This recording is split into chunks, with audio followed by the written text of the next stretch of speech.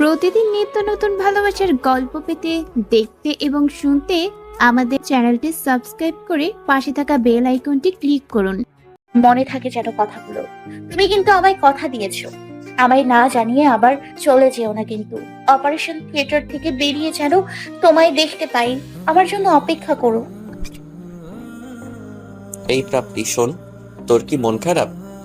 শান্তিতে বেশিক্ষণ শুয়েও থাকতে পারল না প্রাপ্তি। আদনান এসে হাজির। এর সাথে ছোটবেলায় বন্ধুত্ব হওয়া ছিল জীবনের আরো একটা ভুল। প্রাপ্তি শোয়া থেকে উঠে বসে বলল, না, আমি ঠিক আছি। না, তুই ঠিক নেই। তুই ঠিক থাকলে আমাকে তুই করে বলতি না। আজব, আমরা তো ফ্রেন্ড। চুপ কর, তোকে এর আগেও আমি সবটা ক্লিয়ার করেছি। বারবার এক কথা বলা আমার পছন্দ নয়। এখন শোন, আমি এসেছি তোর মন ভালো করতে। তুই বেশি কথা বলিস না, আমি তোর থেকে বয়সে বড়। কি আশ্চর্য, এর জন্য কি তুমি আমার চেয়ে বেশি জানো আমার মনের খবর? হ্যাঁ, জানি তো। কেন? তুমি কি মনোবিশেষজ্ঞ? তুই এত ঝগড়ুটে কেন বলতো? কিছু বললি শুধু ক্যাট ক্যাট করে উঠিস। আদনান, তুমি ঠিকই ধরেছো। আমার এখন মন ভালো নেই। এই মুহূর্তে আমার কথা বলতে ভালো লাগছে না। তুমি প্লিজ চলে যাও। আমি জানি তো তোর মন খারাপ, এর জন্যই তো এলাম। তোকে এখন আমার পুরোপুরি গল্প শোনাবো, তাহলে দেখবি তোর মন ভালো হয়ে যাবে। আমি তোমার হুড়ের গল্প শুনতে চাই না। খুব হিংসা হয় আমার তাকে। কেন? কারণ তুমি ওকে অনেক ভালোবাসো। একটা ছেলে কেন একটা মেয়েকে এত বেশি ভালোবাসবে? তোর গোবর ভরা মাথায় সেসব ঢুকবে না।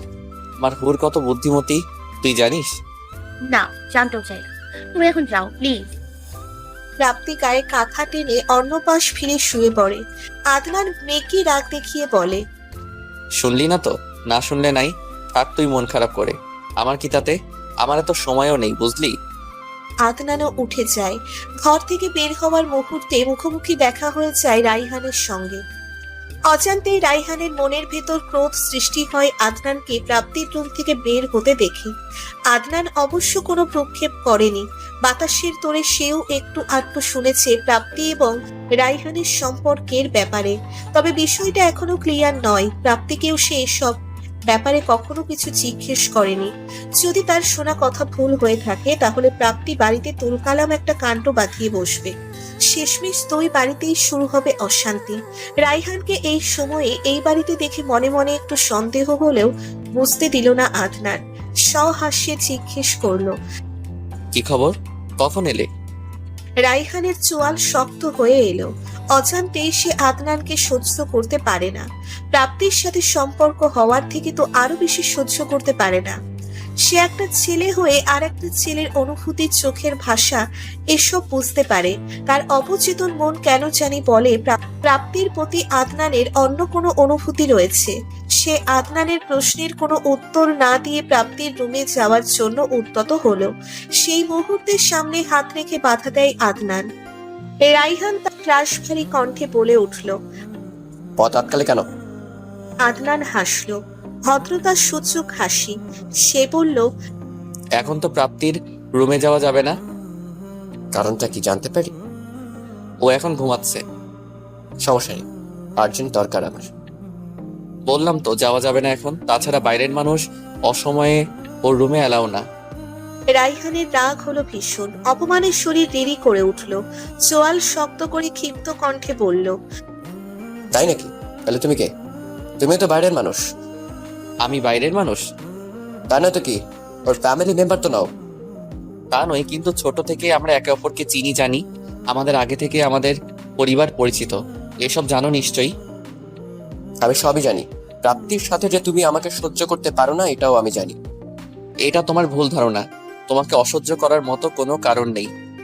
এত কথা বলার সময় নেই। প্রাপ্তির সঙ্গে আমার কথা আছে জরুরি, সরে দাঁড়াও। বললাম তো পরে আসো। দুজনের চাপা তর্ক বিতর্ক ঘর থেকেও টের পায় প্রাপ্তি। বাইরে এসে দুজনকে একসাথে দেখে, বিশেষ করে রাইহানকে এখানে দেখে সে চমকে যায়। অস্ফুট স্বরে মুখ থেকে বেরিয়ে আসে, তুমি এখানে? কথা আছে তোমার সাথে। গম্ভীর কণ্ঠে বলল রাইহান। প্রাপ্তি আর দৃষ্টিতে একবার আদনানের দিকে তাকালো। ওর দৃষ্টি নত। প্রাপ্তি ধীর কণ্ঠে বলল। ঠিক আছে, ছাদে চলো। প্রাপ্তির পিছু পিছু রাইহানও ছাদে যায়। যাওয়ার পূর্বে আদনানের দিকে বাঁকা দৃষ্টিতে তাকাতেও ভোলে না। ছাদের কার্নিশ ঘেঁষে দাঁড়িয়ে রয়েছে প্রাপ্তি। তার থেকে কিছুটা দূরে রাইহান দাঁড়িয়ে আছে। কিছু বলছে না দেখে প্রাপ্তি নিজেই জিজ্ঞেস করে। এই সময় কেন এসছেন? গায়ে হলুদ তো রাতে হবে। এসেছিলাম সরি বলতে, কিন্তু এসে যা দেখলাম এরপর তার সরি বলার কোনো মানেই হয় না। এখন তো মনে হচ্ছে যা বলেছিলাম রেস্টুরেন্টে একদম ঠিকই বলেছিলাম। ধৈর্যের বাঁধ ভেঙে যায় প্রাপ্তির। তবুও সে নিজেকে ঠান্ডা রাখার চেষ্টা করে। ফোঁস করে নিঃশ্বাস ত্যাগ করে বলে। রেস্টুরেন্টে এসব আজে বাজে কথা বলা কম হয়ে গেছিল, এজন্য বাড়ি বয়ে এসছো এসব বলতে। আমার একটা কথাও মিথ্যে না। সমস্যা কি তোমার? কি চাও তুমি? আমার সমস্যা ওই আদনানকে নিয়েই। কি সম্পর্ক তোমার ওর সাথে? এত কিসের অধিকার রয়েছে ওর তোমার প্রতি? ও যখন মন চায় তখনই তোমার রুমে যেতে পারবে, আর আমার বেলায় পারমিশন লাগবে। তার চেয়েও বড় কথা ওকে আমায় তোমার রুমে ঢুকতে বারণ করার। একটা সাধারণ বিষয়কে এভাবে জটিল কেন করছো? কি হয়েছে সেটা বলবে তো। তুমি আদনানকে আমাদের সম্পর্কের কথা কেন বলনি? রায়ান, আমি কাউকে এখন আমাদের সম্পর্কের কথা বলিনি। আমার দিক থেকে শুধু সেতু আপুই জানে। বাড়ির অন্যরা জানলে সমস্যা হয়ে যাবে। অন্যদের জানানোর প্রয়োজন নেই, তুমি শুধু আদনানকে জানাও। ও না তোমার বন্ধু? নিশ্চয়ই তোমার ক্ষতি চাইবে না, বিষয়টা হাইড রাখবে। আদনান আমার বন্ধু ঠিক আছে, কিন্তু আমাদের মাঝে অনেকটা ডিস্ট্যান্ট আছে এখন। তাছাড়া কথা নেই, বাচ্চা নেই। হুট করে আমি কিভাবে বলি এসব? সেতু অপর বিয়ে উপলক্ষে 2 দিন ধরে বাড়ি এসছে, এমন করে আমাদের কথা হয়নি। বাহানা, তাই না? বাহানা দেখাও তুমি আমাকে। প্রাপ্তি বিরক্তির সূচক শব্দ করে বলে। ওকে ওকে ফাইন, আমি আদনানকে আমাদের সম্পর্কের কথা জানাবো। হয়েছে? খুশি? কবে জানাবে? আপুর বিয়েটা হয়ে যাক। রাইহান কিছুক্ষণ ভেবে বলল। ঠিক আছে। এরপর একটুখানি হেসে প্রাপ্তির কাছে এগিয়ে গেল। হাত ধরে বলল। সরি বাবু, তোমাকে হার্ট করার জন্য সত্যিই সরি। It's okay. রাইহান চুমু খাওয়ার জন্য এগিয়ে যেতেই প্রাপ্তি 2 কদম পিছিয়ে যায়। ভ্রু কুঁচকে বলে। বাড়ি ভর্তি মেহমান, কে কখন ছাদে এসে পড়ে বলা যায় না। একটা চুমু খেতে 10 ঘন্টা লাগে। Please Ryan. Please Prapti, just one kiss please. No. সবসময় তুমি আমার করো। কি সমস্যা একটা চুমু খেলে? আমি কি তোমার দূরের কেউ? তোমারই তো বয়ফ্রেন্ড। বয়ফ্রেন্ড হলেই যখন তখন চুমু খেতে হবে? আমার এসব ভালো লাগে না রায়ান, সো প্লিজ। রাইহান রেগে যায় এবার। ধমক দিয়ে বলে। তবেই বা তোমার এসব ভালো লাগে? আমার কোনো কিছুই তো তোমার ভালো লাগে। আবার শুরু করলে? কি শুরু করেছি আমি? কিছুই করিনি, তুমি করো। সবসময় নাটক করো আমার সাথে। তোমার যদি মনে হয় নাটক করি তাহলে তাই করি। আচ্ছা এমন কেন করো তুমি? বিয়ের পরে এসব করা যায় না। একটা চুমু খাওয়ার জন্য এখন বিয়ে করতে হবে? তাহলে প্রেম কেন করো? তুমি কেন প্রেম করছো এসব চাহিদার জন্য? প্রাপ্তি। ধমকে উঠল রাইহান। প্রাপ্তি চাপা স্বরে চিবিয়ে চিবিয়ে বলল। একদম ধমকাবে না আমাকে। আমি পাগল হয়ে তোমার কিছু কিছু রিলেশন করার জন্য ঘুরিনি। সুযোগের সৎ ব্যবহার করছো। আমি তোমাকে ভালোবাসি, এটা তো আমার দুর্বলতা। আর এজন্যই তুমি যা ইচ্ছে করতে পারছো, যা খুশি বলতে পারছো।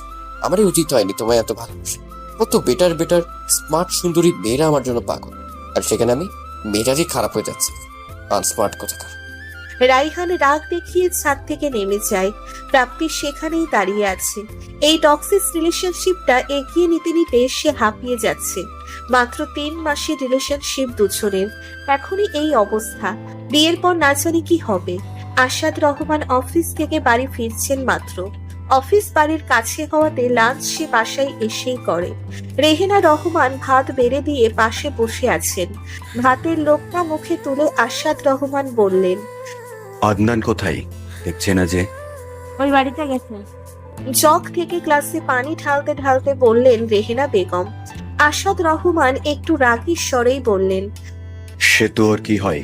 ওর বিয়ের জন্য চট্টগ্রাম থেকে আসতে হলো? হ্যাঁ, পড়াশোনা সব লাটে উঠিয়ে তবেই ছাড়বে দেখছি। 1 সপ্তাহের ছুটি নিয়ে তো এসেছে। এই কদিনে পড়াশোনার খুব বেশি সমস্যা তো আর হবে না। মেনে নিলাম, কিন্তু চাকরি? কাজের সমস্যা হচ্ছে না? এমন করলে চাকরি থাকবে? তুমি এত উত্তেজিত হচ্ছ কেন? ওই বাড়ির কাউকে তুমি কেন সহ্য করতে পারো না? আমি বুঝি না। স্ট্যাটাস বলতেও তো একটা কথা আছে রেহেনা। তোমার বান্ধবী বলে এত মেলামেশা করা লাগবে ও বাড়ির লোকের সাথে? তুমি চুপচাপ খেয়ে ওঠো, খাওয়ার সময় এত কথা বলতে নেই। কথা শুনতে ইচ্ছে করছে না বললেই পারো, তবে যাই করো না কেন ভেবে চিনতে, লিমিট রেখে। বাদ দাও এসব কথা। আজকে ফিরবে কখন? প্রতিদিন যেই সময় ফিরি। ওরা দাওয়াত করেছে, যাবে না? সময় নেই আমার। তোমার ছেলে তো দাওয়াত খাবে বলে কাজকর্ম সব ফেলে রেখে চলে এসেছে। এখন শুধু তুমিই বাকি। তোমরা মা ছেলে গেলেই হবে। রেহেনা বেগম আর কথা বাড়ান না। তার স্বামীকে সে ভালো করেই চেনে। সারাটা জীবন শুধু টাকা টাকা করেই গেছে। টাকা, সম্পত্তি, স্টেটাস, এই সবই সব তার কাছে। আন্তরিকতার মানসিকতা একদম নেই লোকটার মাঝে। এজন্য মাঝে মাঝে রেহেনা বেগমের ভীষণ আফসোস হয় নিজের জন্য। শুধুমাত্র তার স্বামীর কারণে কত জায়গায় তাকে অপদস্থ হতে হয়েছে। কলেজের লাইফ থেকে প্রাপ্তির মায়ের সাথে তার বন্ধুত্ব হয়। সেই থেকে দুজনে বেস্ট ফ্রেন্ড। কত শত স্বপ্ন, ইচ্ছে ছিল দুজনের। ভার্সিটি লাইফ শেষ করে বিয়েটা একসাথে করলেও বাদবাকি কোনো স্বপ্নই পূরণ হয়নি। স্বামীর মর্জি মতো চলতে গিয়ে অনেক ইচ্ছে তাকে বিসর্জন দিতে হয়েছে। প্রাপ্তির মা সুমনা বেগমের ইচ্ছের জন্যেই পাশাপাশি বাড়ি করা সম্ভব হয়েছে।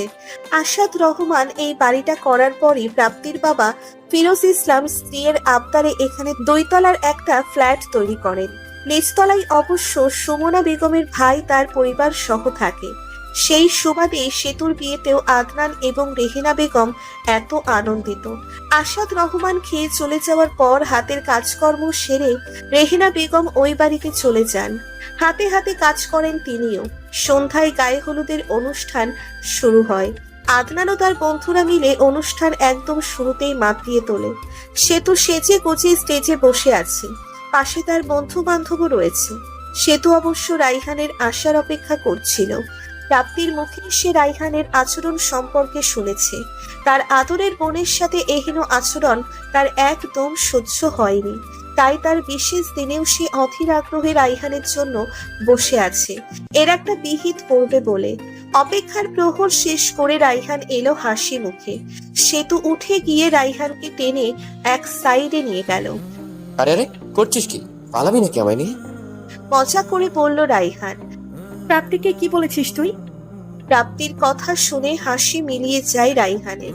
সেও গম্ভীর হয়ে বলে, আদনানের সাথে ওকে আমার একদম সহ্য হয় না দোস্ত। এসব প্রাপ্তি একটু বেশিই খেত। এই যুগেও এসে কেউ এমন করে? একটু জড়িয়ে ধরতে চাইলে, চুমু খেতে চাইলেও আর আপত্তি। ভালো লাগে না। মানে এসব কি? রিলেশন করলে কি এসব হয় না? এখন সবার রুচি বা ইচ্ছে তো একরকম নয় রায়হান। প্রাপ্তি একটু অন্য মাইন্ডের নিয়ে। এটা কিন্তু তুই আগে থেকেই জানতি না? জানতাম। তাহলে সব জেনেও এখন তুই ওর সাথে এমন আচরণ কেন করছিস? ওকে আজে বাজে কথা বলার কোনো রাইট নেই তোর। বয়ফ্রেন্ড হয়েছিস বলে কি যা খুশি তাই বলবি? তুই এত হাইপার হচ্ছিস কেন দোস্ত? আল বাদ হব। আফটার অল তোদের সম্পর্কটা তো আমার মাধ্যমেই হয়েছে। তুই যদি ওর সাথে যা তা আচরণ করিস, আমি ছোট হয়ে যাব না ওর কাছে? আমি ওকে বুঝিয়েছিলাম বলেই তো ও তোর সাথে সম্পর্কে জড়িয়েছে। আচ্ছা, আমি সরি, ভুল হয়ে গেছে। আমাকে কেন সরি বলছিস? প্রাপ্তি আসলে ওকে সুন্দর করে সরি বলবি। ওকে ওকে, কোথায় এখন প্রাপ্তি? সেতু আশেপাশে তাকিয়ে বলল, জানে না তো, পার্লার থেকে এসে আর দেখিনি। আদনান ব্যস্ত পায়ে সুমনা বেগমের কাছে যায়। সুমনা বেগমও তখন ভীষণ ব্যস্ত। আদনান এসেছে প্রাপ্তির খোঁজ করতে। সুমনা বেগম জানেন না জানালেন, এত বেশি ব্যস্ত সব নিয়েছে, ছেলে মেয়ে কে কোথায় আছে সেই খবরও তার কাছে নেই। আদনান প্রাপ্তির রুমে গিয়েছিল। সেখানে অন্যান্য মেহমানরা রয়েছে। ছাদেও প্রাপ্তিকে পাওয়া যায়নি। অবশেষে পাওয়া গেছে সেতুর রুমে। শুয়ে আছে চোখ বন্ধ করে। আদনান কোমরে দুহাত রেখে বলে, ওরে নবাব নন্দিনী, সেজে গুজে পটের বিবি হয়ে শুয়ে আছিস যে এখানে? চল চল, গায়ে হলুদের অনুষ্ঠান শুরু হয়েছে। প্রাপ্তি উঠল না, শুয়েই রইল। বলল, ভীষণ মাথা ব্যথা করছে, যেতে পারবো না। ফাউল কথা বলবি না প্রাপ্তি। সে তোর গায়ে হলুদ আর তুই যাবি না? বললাম তো মাথা ব্যথা করছে। ওষুধ খেয়েছিস? না। ওষুধ না খেলে মাথা ব্যথা সারবে কি করে? তুই শুয়ে থাক, আমি ওষুধ নিয়ে আসছি। প্রাপ্তির কিছু বলার পূর্বেই আদনান চলে যায়। মিনিট দুয়েক পরেই প্রাপ্তিকে খুঁজতে খুঁজতে এই রুমে রাইহানও চলে আসে। পাশে বসে বলে, শুয়ে আছে কেন? যাবে না? মাথা ব্যথা। কিছু হবে না, তুমি চলো। অনেক বেশি মাথা ব্যথা রায়ান। আমার উপর রাগ করে আছো তাই না? এই জন্যই যাবেন? আচ্ছা, আমি সরি। এই দেখো, কান ধরেছি। আর কখনো তোমার সাথে খারাপ ব্যবহার করবো না। প্রাপ্তি দায়সারা ভাবে বলে, ইটস অল রাইট। তোমাকে খুব সুন্দর লাগছে। বলেই প্রাপ্তিকে জড়িয়ে ধরে রাইহান। শাড়ি পরায় পেটের কিছুটা অংশ উন্মুক্ত ছিল। রাইহান সেই উন্মুক্ত জায়গাটুকু ছুতেই লাফিয়ে ওঠে প্রাপ্তি। শটান থাপ্পড় বসায় রাইহানের গালে। মৃদু চিৎকার করে বলে, চলে যাও এখান থেকে। রাইহান কয়েক সেকেন্ড চুপচাপ দাঁড়িয়ে থেকে প্রাপ্তির দিকে এগিয়ে যায়। রাগে তার মাথায় আগুন জ্বলছে। সে প্রাপ্তির দুগাল চেপে ধরে বলে, কাজ করলে তোমার যত সমস্যা হয়ে যায় তাই না? তখন আর আমাকে ভালো লাগে। আমার ব্যথা লাগছে রায়ান। মাথা ব্যথায় এমনিতেই কাহিল ছিল প্রাপ্তি। এখন আবার রাইহানের শারীরিক মানসিক দুই আচরণই তাকে ভীষণ কষ্ট দিচ্ছে। লাগুক, আদর করতে যখন দিবাই না তখন ব্যথাই লাগে। প্লিজ রায়ান যাও, দেখো কেউ এসে যাবে। রাইহান ছাড়া দিয়ে প্রাপ্তির গাল ছেড়ে দেয়। যাওয়ার পূর্বে বলে যায়, তোমার মতো গার্লফ্রেন্ড আমার প্রয়োজন নেই। চাইলে 1000টা গার্লফ্রেন্ড আমি এমনিতেই বানাতে পারি। প্রাপ্তি কাঁদে। মাথার যন্ত্রণাটা এবার যেন আরো বেশি বাড়ছে। অসহ্য লাগছে এখন সবকিছু তার। আদনান ওষুধ আর পানির বোতল নিয়ে এসেছে। সেগুলো টেবিলের ওপর রেখে বলল, খেয়ে একটু রেস্ট কর, মাথা ব্যথা কমে যাবে। এরপর অনুষ্ঠানে আসিস। চলে যাওয়ার সময় প্রাপ্তির ফোপানোর শব্দ কানে আসে। দাঁড়িয়ে পড়ে সে, ব্যস্ত হয়ে এগিয়ে যায়। হাঁটুতে মুখ গুজে কাঁদছিল প্রাপ্তি। আদনান ওর মাথায় আলতো করে হাত রেখে বলল, প্রাপ্তি, এই প্রাপ্তি, কাঁদছিস কেন তুই? মাথা ব্যথা বেশি হচ্ছে? প্রাপ্তি নীরবে শুধু কাঁদছিলই। আদনান এবার জোরপূর্বক প্রাপ্তির মুখটা ওপরে তুলে ধরে। লাল হয়ে যাওয়া গাল দেখে চমকে যায়। আঙুলের দাগ স্পষ্ট হয়ে আছে গালে, নখের দাগও রয়েছে। আদনানের রাগে হুঁশ হারানোর উপক্রম প্রাপ্তির এই অবস্থা দেখে সে দাঁত মুখ খিঁচে বলে, আমি যাওয়ার পর রুমে কে এসেছিল প্রাপ্তি? আর কি হয়েছিল? প্রাপ্তি কথা বলতে পারছে না। কাঁদতে কাঁদতে তার হেঁচকি উঠে গেছে। আচমকায় সে মুখ ভর্তি বমি করা শুরু করে। রাগ হারিয়ে আদনান এবার প্রাপ্তিকে নিয়ে অস্থির হয়ে পড়ে।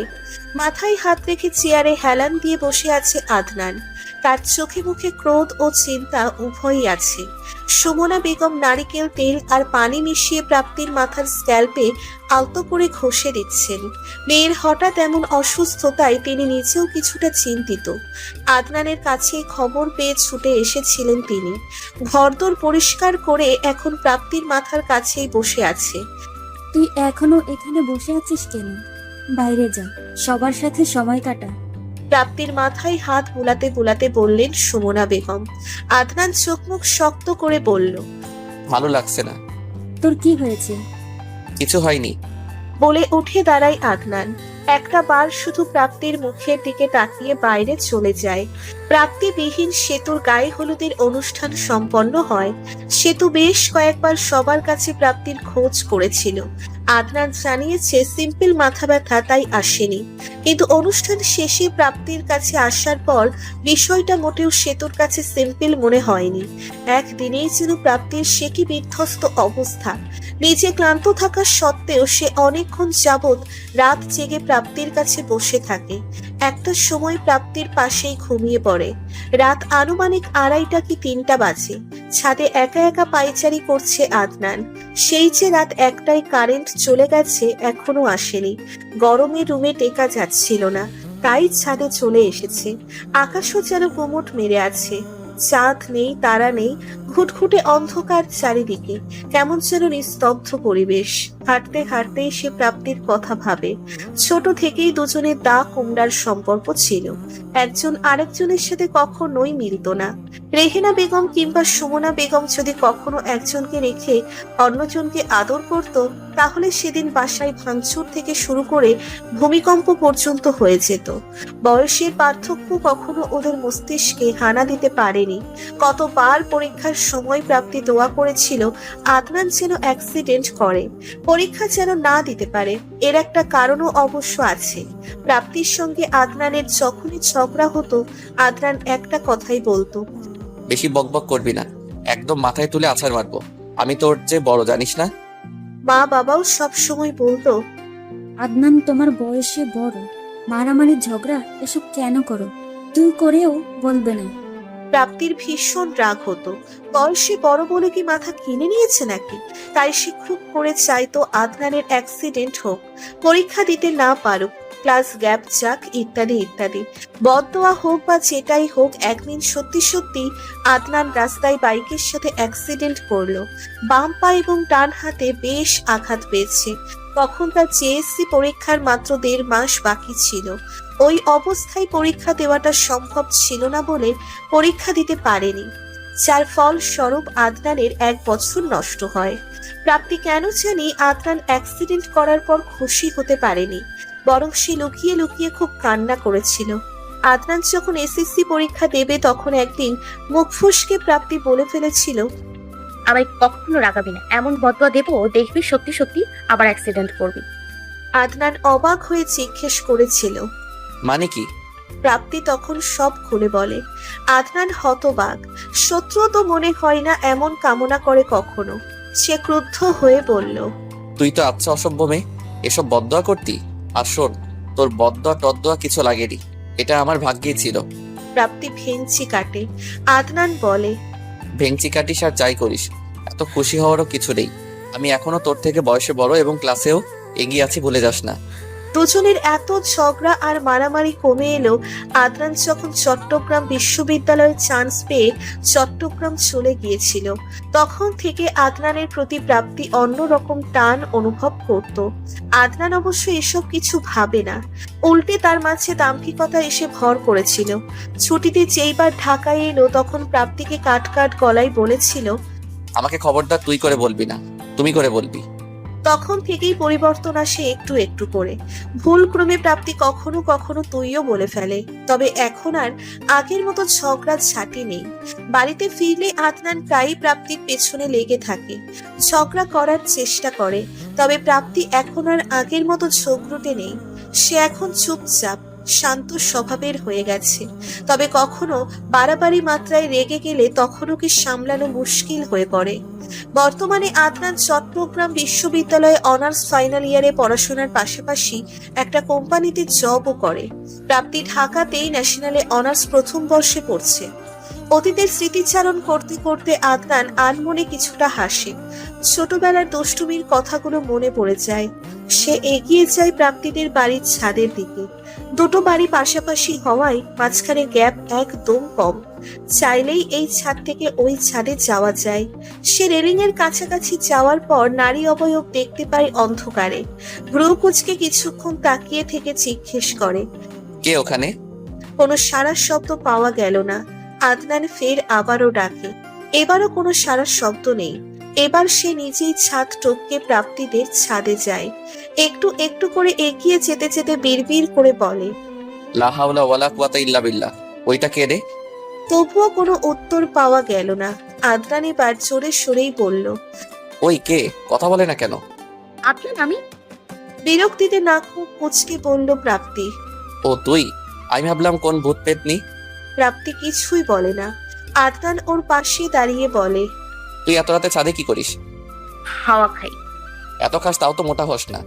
তোমার মতো বেলুন হবো নাকি? আমি বেলুন? তোর চোখ গেছে, আমি একদম ফিট আছি, বুঝছিস? প্রাপ্তি নিরুত্তর। আদনান বলল, মাথা ব্যথা কমেছে? হুম। এত রাতে একা একা ছাদে এসেছিস, ভয় লাগে না? না। অন্ধকারেই আদনান কিছুক্ষণ প্রাপ্তির মুখের দিকে তাকিয়ে থেকে বলল, তখন আমি ওষুধ আনতে যাওয়ার পর রুমে কে এসেছিল? প্রাপ্তি শক্ত গলায় বলল, কেউ না। মিথ্যে কথা বলবি না, কে এসেছিল বল। বললাম তো কেউ না। তোর গালে আমি স্পষ্ট আঘাতের দাগ দেখেছি। রায়হান এসেছিল? না। আবারও তুই মিথ্যে কথা বলছিস। কথা লুকাতে শিখে গেছিস খুব, তাই না? আমি কিছু লুকোচ্ছি না। রায়হানের সাথে সম্পর্ক কতদিনের তোর? প্রাপ্তি চমকে তাকায়। অন্ধকারে দুজনেরই দৃষ্টি সয়ে এসেছে, তাই প্রাপ্তির চমকে যাওয়াটাও আদনানের দৃষ্টিগোচর হয়। এদিকে সে নিজেও প্রাপ্তির চোখের দিকে তাকিয়ে রয়েছে। প্রাপ্তি আর তাকিয়ে থাকতে পারল না, দৃষ্টি সরিয়ে নিল। কিছু জিজ্ঞেস করেছি আমি। বলল আদনান। প্রাপ্তি ক্ষীণ স্বরে বলল, 3 মাসের। আমি যদি ভুল না হই তাহলে তোর গালে ভালোবাসার চিহ্ন নয় বরং আঘাতের চিহ্ন ছিল। রিলেশন করবি ভালো কথা, মানুষ চিনে করবি না, যার তার সাথে রিলেশন করলেই হবে। আগে থেকে মানুষ চিনবো কি করে? সে তো আপুর ক্লাসমেট বন্ধু হয় রায়ান। আপুও তো কত কত ভালো ভালো কথা বলেছে। রায়ান অনেক পাগলামি করেছিল, অনেক কান্নাকাটিও করেছিল। আর আর আর কি? আর তোমার যন্ত্রণায় অতিষ্ঠ হয়েই আমি ওর সাথে সম্পর্কে জড়িয়েছি। আমার যন্ত্রণায়? হ্যাঁ, সারাক্ষণ তোমার ভুলের গল্প শুনতে শুনতে আমি অতিষ্ঠ। আমরা যে এত বছরের বন্ধু, কখনো আমায় একটু সেভাবে মূল্যায়ন করেছো? দেখা হলে কথা হলেই কিভাবে ঝগড়া করা যায়, কিভাবে পেছনে লাগা যায়, সর্বদা সেই মতলবে থাকো। সঙ্গে বকা ঝকা ঝাড়ি তো ফ্রি আছি। মাঝে মাঝে শুধু আমি এটাই ভাবি, শুধুমাত্র মারটাই বা কেন বাকি রেখেছো? আমি কাপুরুষ নই প্রাপ্তি, মেয়েদের গায়ে হাত তোলা আমার পছন্দ না। আর এই যে রায়হানের সাথে তোর সম্পর্ক, এটা কিন্তু ভালোবাসা না। রায়হানের পাগলামি কান্নাকাটি এসব দেখে তোর মনে ওর জন্য একটা সিম্প্যাথি কাজ করেছে। আবার আমার উপর নাকি রাগ জেদ করেও তুই সম্পর্কে জড়িয়েছিস। তাহলে এসবের মধ্যে ভালোবাসাটা কোথায়? প্রাপ্তি নিশ্চুপ। আদনান বলল, রাগ জেদ অভিমান মায়া এসব ভালোবাসার অংশ, কিন্তু ভালোবাসা নয়। শুধু শুধু এরকম টক্সিক একটা রিলেশনশিপে থেকে নিজের জীবনটা নষ্ট করিস না। আমি বলছি না যে ব্রেকআপ করে ফেল, একটু সময় নে, ভাব, ওর সাথে খোলামেলা কথা বল। সম্পর্ক টিকিয়ে রাখতে হলে সরাসরি কথা বলাটা অনেক বেশি জরুরি। মনে মনে কথা জমিয়ে রাখলে একটা সময়ে মানুষ ধৈর্যহারা হয়ে পড়ে, আর তখনই একটা সম্পর্কে বিচ্ছেদ ঘটে। ব্রেকআপ হয়ে গেছে আমাদের, ও নিজেই করেছে। আদনানের কিছু বলার ভাষা নেই আর। প্রাপ্তিকে এসব ব্যাপারে এখন কিছু জিজ্ঞেস করা মানেই অযথা খুঁচিয়ে কষ্ট দেওয়া হবে।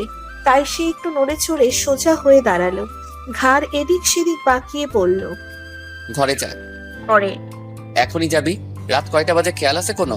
অযথা কোনো তর্ক শুনতে যাচ্ছি না আমি, যা ভেতরে। প্রাপ্তি বিরক্ত হয়ে হন হন করে নেমে যায় ছাদ থেকে। আদনান কিছুক্ষণ সেখানেই ঠাই দাঁড়িয়ে থেকে নিজেদের ছাদে চলে যায়। গায়ে হলুদের অনুষ্ঠান মিস করায় প্রাপ্তির নিজেরও ভীষণ রকম মন খারাপ ছিল। তবে আজ সকাল থেকে এসে বেশ সুস্থ অনুভব করছে, যদিও কদাচিৎ মাথা ব্যথাও ক্ষণে ক্ষণে অনুভব করছে বটে, তবে সেভাবে পাত্তা দিচ্ছে না। বিয়ের অনুষ্ঠানও যদি মিস করে তাহলে আফসোসে আফসোসেই তার বাকিটা জীবন পার হবে। সেতুর সাথে পার্লারে গেছে প্রাপ্তি, সঙ্গে আরো কয়েকজন কাজিন আর সেতুর কাছের দুজন বান্ধবীও এসেছে। সেতুর বিয়ে উপলক্ষে প্রাপ্তি লাল খয়েরি রঙের একটা লেহেঙ্গা নিয়েছে, লেহেঙ্গার উপর স্টোনের কাজ করা। মামা যখন নিজে পছন্দ করে প্রাপ্তিকে লেহেঙ্গাটি কিনে দিয়েছে, তখন তার সে কি খুশি। আদনানের পার্লারে আসার কথা ছিল ওদেরকে নিয়ে যাওয়ার জন্য, কিন্তু কাজে আটকে যাওয়ায় সে আসতে পারেনি। মামা এসেছে। অযথা একটু মনও খারাপ হলো প্রাপ্তির। মন খারাপের রেশ কেটেছে বাড়িতে গিয়ে। আদনানকে দেখার পর তার কি যে ভালো লাগছে। যতই ঝগড়া করুক, অহংকার দেখাক না কেন, ছেলেটার মনটা ভীষণ ভালো। নিঃসন্দেহে ওর হুড়পড়ি একজন ভাগ্যবতী নারী। প্রাপ্তির পাশ দিয়ে যাওয়ার সময়ও আদনান ওকে খেয়াল করলো না যেন, অথচ দুজনেরই চোখাচোখি হয়েছে। আদনান অফ হোয়াইট রঙের একটা পাঞ্জাবি পরেছে, শ্যামবর্ণের হওয়ায় পাঞ্জাবিটিও ভীষণ ফুটে উঠেছে শরীরে। ক্যামেরাম্যান সবার একসাথে গ্রুপ ফটো তুলে দিচ্ছিল। সেতুর সিঙ্গেল ছবি তোলার সময় আদনান প্রাপ্তির কাছে আসে, ব্যস্ত ভঙ্গিতে বলে, একটু এদিকে আয় তো, কথা আছে। আদনানের পিছু পিছু যায় প্রাপ্তি, সপ্রসন্ন দৃষ্টিতে মুখের দিকে তাকিয়ে থাকে। আদনান বলে, তোকে একটা কথা বলার আছে। তোর মামা সব কাজ দিয়েছে আমার উপর চাপিয়ে, এখন গাদার খাটনি খাটতে হচ্ছে আমার। প্রাপ্তি মুখ ভার করে বলল, এত যখন অসুবিধা হবে আমাকে তখন না করতে পারলে না? এটাই তো আসল সমস্যা। আমি আবার কাউকে কষ্ট দিতে পারি না। আমার মনটা অনেক ফ্রেশ কিনা? তুই মুখ ওরকম বানিয়ে রেখেছিস কেন? কি বলতে চাইছো সেটা বলো। বলছি, এত অস্থির হচ্ছিস কেন? আমি স্ত্রী আছি। তুই কে রং খুঁজে পাসনি? মানে? মানে হচ্ছে বিয়েতে ড্রেস পরার জন্য আর রং খুঁজে পাসনি? একই কালার, আবার লেহেঙ্গা। তুই আর সেতু পাশাপাশি দাঁড়ালে মানুষ তো কনফিউজড হয়ে যাবে। আসলে বউটাকে তোর বিয়ে নাকি? তুই এত ভারী ড্রেস কেন পরেছিস? মনটাই খারাপ হয়ে গেল প্রাপ্তির। ইচ্ছে করছে আদনানকে দু চারটে কথা শুনিয়ে দিতে, কিন্তু সে এমন কিছু করলো না। চুপচাপ স্থান ত্যাগ করে একটা নিরিবিলি জায়গায় গিয়ে বসে রইল। গালে হাত রেখে মনে মনে ভাবছে, আজকের দিনেও কি এমন বাজে ব্যবহার করা লাগলো। প্রাপ্তি, ভ্রুকুচকে পিছনে তাকাই প্রাপ্তি। অপরাধীর মতো মুখ বানিয়ে দাঁড়িয়ে রয়েছে রাইহান। প্রাপ্তি তৎক্ষণাৎ সেখান থেকে চলে আসার জন্য উঠে দাঁড়ায়, হাত টেনে ধরে রাইহান। আকুতি মিনতি করে বলে, প্লিজ আমার কথাটা শোনো। আমার হাত ছাড়ো, কোনো কথা নেই তোমার সাথে। এরকম করো না প্রাপ্তি, আমি তো দুঃখিত কালকে এরকম ব্যবহার করার জন্য। এবারের মতো অফ করে দাও প্লিজ। প্লিজ রায়ান, হাত ছাড়ো। রাইহান এবার হাত ছেড়ে প্রাপ্তির পা পেঁচিয়ে ধরে বলে, পা ধরে মাপ চাইছি, এবার তো ক্ষমা করে দাও, একটা সুযোগ দাও। ভুল তো মানুষেরই হয়, ক্ষমা করো প্লিজ। প্রাপ্তি আশেপাশে একবার তাকিয়ে চাপা স্বরে বলে, এসব কি করছো? ছাড়ো, কেউ দেখে ফেলে কি ভাববে? তুমি আমায় ক্ষমা করেছো বলো? আমি তোমাকে ছাড়া থাকতে পারবো না প্রাপ্তি, কেন বুঝতে চাচ্ছ না? প্রাপ্তি লম্বা শ্বাস নিয়ে নিজেকে শান্ত করে বলে। ওকে, তুমি পা ছাড়ো, আমরা বসে কথা বলি। রাইহান পা ছেড়ে দেয়। দুজনে এখন মুখোমুখি বসে আছে। নিচে নিচে মনে কথাগুলো আগে গুছিয়ে নিয়ে প্রাপ্তি বলে। আমি রিলেশন ঠিক করব, তবে একটা শর্তে। কি শর্ত বলো? তুমি যা বলবে আমি তাই শুনবো। আমি যেসব কাজ পছন্দ করি না সেসব একদম আমার সাথে করা যাবে না। আমি রাজি, কোনো আপত্তি নেই। তুমি শুধু আমার ছেড়ে যেও না। রাইহানের কান্না কাটিতে প্রাপ্তি আবার গলে যায়। দুজনের সম্পর্কটা বলতে গেলে নতুন করে শুরু হয় আবার। রাইহান এখন আর আগের মতো আচরণ করে না। বিয়ের পর আজ সেতু নাই ওর কাছে। বিয়ের পর আজ সেতু নাই ওর এসেছে। সেজন্য সুমনা বেগম আর মামি মিলে ভালো ভালো খাবার রান্না করেছে। শুক্রবার আজ, তাই আশাদ রহমানের অফিস বন্ধ। তিনি বাসায় থাকলে রেহিনা বেগম খুব একটা এই বাড়িতে আসতে পারেন না। তাই রান্না করা খাবারগুলো টিফিন ক্যারিয়ারে ভরে প্রাপ্তিকে ডাকেন সুমনা বেগম। প্রাপ্তি তখন রেডি হচ্ছিল রাইহানের সাথে দেখা করতে যাবে, তাই মায়ের ডাকে তাড়াহুড়ো করে এসে বলে। কি হয়েছে? খাবারগুলো ওই বাড়িতে দিয়ে আয়। আমি কেন? আমি পারবো না, এখন বাইরে যাব। যা, যাওয়ার আগে বাটিটা দিয়ে আয়। 10 মাইল দূরে তো আর না বাড়ি। আশাদ রহমান বাড়িতে বলে প্রাপ্তি নিজেও ওই বাড়িতে যেতে চায় না, কিন্তু কিছু করার তো নেই এখন। সে একেবারে রেডি হয়েই বের হয়। খাবারগুলো দিয়ে সোজা চলে যাবে, বাড়িতে আর আসবে না। ও বাড়িতে গিয়ে কলিং বেল বাজানোর পর মেইড এসে দরজা খুলে দেয়। প্রাপ্তি আশা করেছিল রেহিনা বেগম দরজা খুলবে, তাহলে এখান থেকেই খাবারগুলো দিয়ে চলে যাওয়া যেত, কিন্তু তা তো আর হলো না। কি আর করার, সে যা ভাবে সবসময় আর উল্টোটাই হয়। গুটি গুটি পায়ে সে ভেতরে যায়। আশাদ রহমানও ড্রয়িং রুমেই ছিলেন, ফোনে সম্ভবত নিউজ দেখছেন। প্রাপ্তি বিড়বিড় করে বলে। ফোনে যখন নিউজ দেখবেন তাহলে রুমে বসে দেখলেই তো পারতেন। প্রাপ্তিকে দেখে আশাদ রহমান গম্ভীর হয়ে বলেন। কি ব্যাপার? প্রাপ্তি হাসার চেষ্টা করে, সালাম দিয়ে বলে। আন্টি কোথায়? তিনি সালামের উত্তর নিয়ে বললেন। গোসল করে। হাতে কি? জি, খাবার মা পাঠিয়েছে। কেন, আমরা কি খেতে পাই না? ওই বাড়ির খাবারের আশায় বসে থাকি আমি? মন ছোট হয়ে যায় প্রাপ্তির, চোখ দুটো ছলছল করে ওঠে। প্রাপ্তি জানে লোকটা এমন, তবুও সে খারাপ ব্যবহার নিতে পারে না। কান্না পেয়ে যায়। কথাবার্তা শুনে আদনান তার রুম থেকে বেরিয়ে আসে। প্রাপ্তির কাঁদো কাঁদো মুখ দেখে বুঝতে অসুবিধে হয় না বাবার ব্যবহারেরই কারণ। কখন এসেছিস? জানতে চাইল আদনান। এখনই এগুলো রাখো, মা পাঠিয়েছে। টিফিন ক্যারিয়ারটা নিয়ে টেবিলের ওপর রাখলো আদনান। প্রাপ্তি চলে যাওয়ার সময়ও সে পিছু পিছু যায়। মেইন দরজার কাছে গিয়ে প্রাপ্তির হাত ধরে বলে। কাঁদছিস তুই? হুম, বাবা বকেছে আবার? সে তো সবসময় এমন ব্যবহার করে। সরি প্রাপ্তি, বাবার হয়ে আমি মাপ চাইছি। কেন মাফ চাইবে? সবসময় তুমি এমনটাই করো, কখনো তো প্রতিবাদ করো না। আমি তাকে সম্মান করি, তাই মুখের উপর কখনো কিছু বলি না। তুই তো সেটা ভালো করে জানিস। এমন বাবার ঘরে যে তোমার মতো ভালো মনের একটা ছেলে কিভাবে হয়েছে একমাত্র আল্লাহই ভালো বলতে পারবে। তুমি রেহেনা আন্টির মতো হয়েছো। বলে প্রাপ্তি একটু হাসে। ওর সঙ্গে মৃদু হাসে আদনানও। আদনানের থেকে বিদায় নিয়ে রাইহানের সঙ্গে দেখা করতে চাই প্রাপ্তি। রাইহানের খুব ইচ্ছে হয়েছে আজ দুজনে রিকশায় করে ঘুরবে। ওর ইচ্ছেটাই পূরণ করছে প্রাপ্তি। রাইহান হঠাৎ বলে ওঠে। Thank you. থ্যাংক ইউ কেন? অবাক হয়ে জানতে চাইল প্রাপ্তি। আমার দুইটা উইশ পূরণ করার জন্য। এক, আমার কথা মতো তুমি কালো রঙের থ্রি পিস পরেছো, আর দুই, আমার সাথে রিক্সায় ঘুরছো। প্রাপ্তি হাসলো কিছুটা। প্রাপ্তি, খুব শীঘ্রই আমি বাবা মাকে তোমার বাসায় পাঠাবো বিয়ের প্রস্তাব নিয়ে। তোমাকে খুব ভালোবাসি প্রাপ্তি। একটু থেমে এসে ফের বলল। একটা কথা কিন্তু জানো না। কি? আজকে আমার জানো। হোয়াট? আমায় আগে কেন বলনি? ফুল কাজটা মোটেও ঠিক করনি তুমি। আরে রাগ করছো কেন? আগে বললে গিফট নিয়ে আসতে, এই তো। গিফট তো দেয়াই লাগে, তাই না, আমার গিফট লাগবে না। আমি তোমার কাছে অন্য কিছু চাই, দেবে? দেওয়ার মতো হলে আর সামর্থ্যের মধ্যে হলে অবশ্যই দিই। তোমার পক্ষে অসম্ভব এমন কিছুই চাইবো না। আচ্ছা বলো কি চাও। রাইহান প্রাপ্তির কোমর জড়িয়ে ধরে কিছুটা কাছে এনে ফিসফিস করে বলে। তোমার কাজ সম্পূর্ণভাবে আমার করেছে। সুন্দর একটা মুহূর্ত তৈরি করতে চাই, যে মুহূর্তটুকুতে শুধু তুমি আর আমি থাকবো। খুব করে কাছে চাই, আমরা এতটা কাছে চাই যতটা কাছে থাকলে দুজনে শ্বাস প্রশ্বাস এক হয়ে যায়। তুমি বুঝতে পারছো তো প্রাপ্তি আমি কি চাচ্ছি? মামা রিক্সা থামালো। বলল প্রাপ্তি। রাইহান অবাক হয়ে জিজ্ঞেস করে। কি হয়েছে? নামো। বলেই প্রাপ্তি নিজেও রিক্সা থেকে নামে। ভাড়া মিটিয়ে দিয়ে রাইহানকে বলে। ইন্টিমেট হতে চাইছো তাই তো? ওকে, ওয়েট। প্রাপ্তি ব্যাগ থেকে 500 টাকার একটা নোট বের করে রাইহানের হাতে দিয়ে বলে। আমি অ্যাকচুয়ালি জানি না রাস্তার মেয়েদের রেট কত। সম্ভবত 200-300তেও পাওয়া যায়। আমি তোমাকে 500 টাকা দিলাম।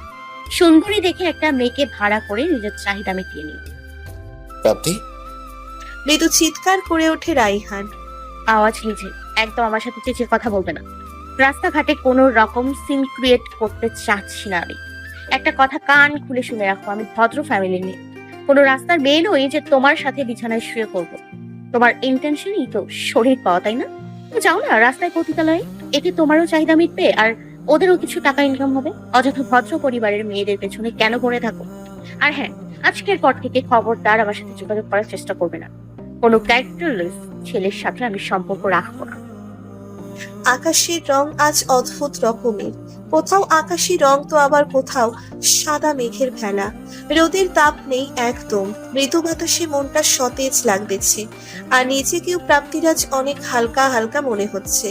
মনে হচ্ছে কোনো বন্দি পাখি লোহার খাঁচা থেকে মুক্তি পেয়েছে। অবশ্য প্রাপ্তির বিষয়টাকেও এভাবেই সংজ্ঞায়িত করা যায়। এরকম বিষাক্ত সম্পর্ক আর খাঁচার মধ্যে তফাতই বা কি? রাইহানকে তার উপযুক্ত জবাবগুলো দিতে পেরে আরো বেশি স্বস্তি বোধ করছে সে। ওখান থেকে ফিরে এসে একা একাই সে কিছুক্ষণ ঘুরেছে, ফুচকা খেয়েছে, হাওয়াই মিঠাই খেয়েছে, ফুল বিক্রেতা পথ শিশুদের সঙ্গে সময় কাটিয়েছে।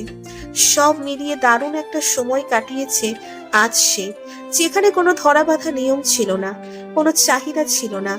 একা একাও ভালো থাকা যায়, একাই নিজেকে সময় দেওয়া যায়। শুধু এইটুকু বিশ্বাস রাখা উচিত, আমি নিজেকে ভালো রাখতে পারবো। বাড়ির পথে আদনানের সঙ্গে দেখা হয়ে যায়। সে হাত নাড়িয়ে রিকশাটি থামিয়ে লাফ দিয়ে উঠে পড়ে। রিকশাওয়ালার উদ্দেশ্যে বলে। মামা চলেন। প্রাপ্তি কিছুই বলল না। অন্য কোনো সময় হলে রাগ করতো, বকতো, না হলে গাল ফুলিয়ে বসে থাকতো। কিন্তু আজ সে এসবের কিছুই করেনি, বরং হাসছে। আদনান একটু অবাকই হলো, জিজ্ঞেস করলো। অযথা হাসছিস কেন? এমনি। এমনি কারণ ছাড়া কেউ হাসে? ভূতে আচার করছে? তোর সব সময়ই শুধু ফালতু কথা বলো। কোথায় গিয়েছিলি? মরে গেছিলাম আড্ডা দিতে। চট্টগ্রাম কল ফিরে যাচ্ছ? তোর এত তারা কিসের? আমার আবার কিসের তারা? কথায় তো মনে হচ্ছে আমি গেলে তুই বেঁচে যাস। তুমি থাকলেই আমার কি, আর না থাকলেই বা আমার কি? আমি তো তোমার পুরপুরির কথা ভেবেই বললাম। ওর কথা কি ভাবলি? বেচারি একা চট্টগ্রামে তোমার অপেক্ষায় আছে। খারাপ লাগছে? তোকে কে বললো আমার হুর চট্টগ্রাম থাকে? প্রাপ্তি ভ্রু কুচকালো। বলে কোথায় থাকে? আমার সাথেই থাকে। ওর কথা বাদ দে, তুই কোথা থেকে এলি? ঘুরতে গিয়েছিলাম। রাইহানের সাথে? প্রথমে ওর সাথে গিয়েছিলাম, পরে একাই ঘুরেছি। কেন? অবাক হয়ে জিজ্ঞেস করলো আদনান। প্রাপ্তি কোনো কিছু না লুকিয়ে সবটা আদনানকে বলে দেয়। আদনান দাঁত মুখ খিচে বলে। শালা জানোয়ার, জবাব তো একদম উচিত জবাবই দিয়েছিস, কিন্তু সাথে 2-4টা কষে থাপ্পড় বসালি না কেন? দাঁতে যাকে মারা যায় তাকে হাতে মারার কি দরকার বলো?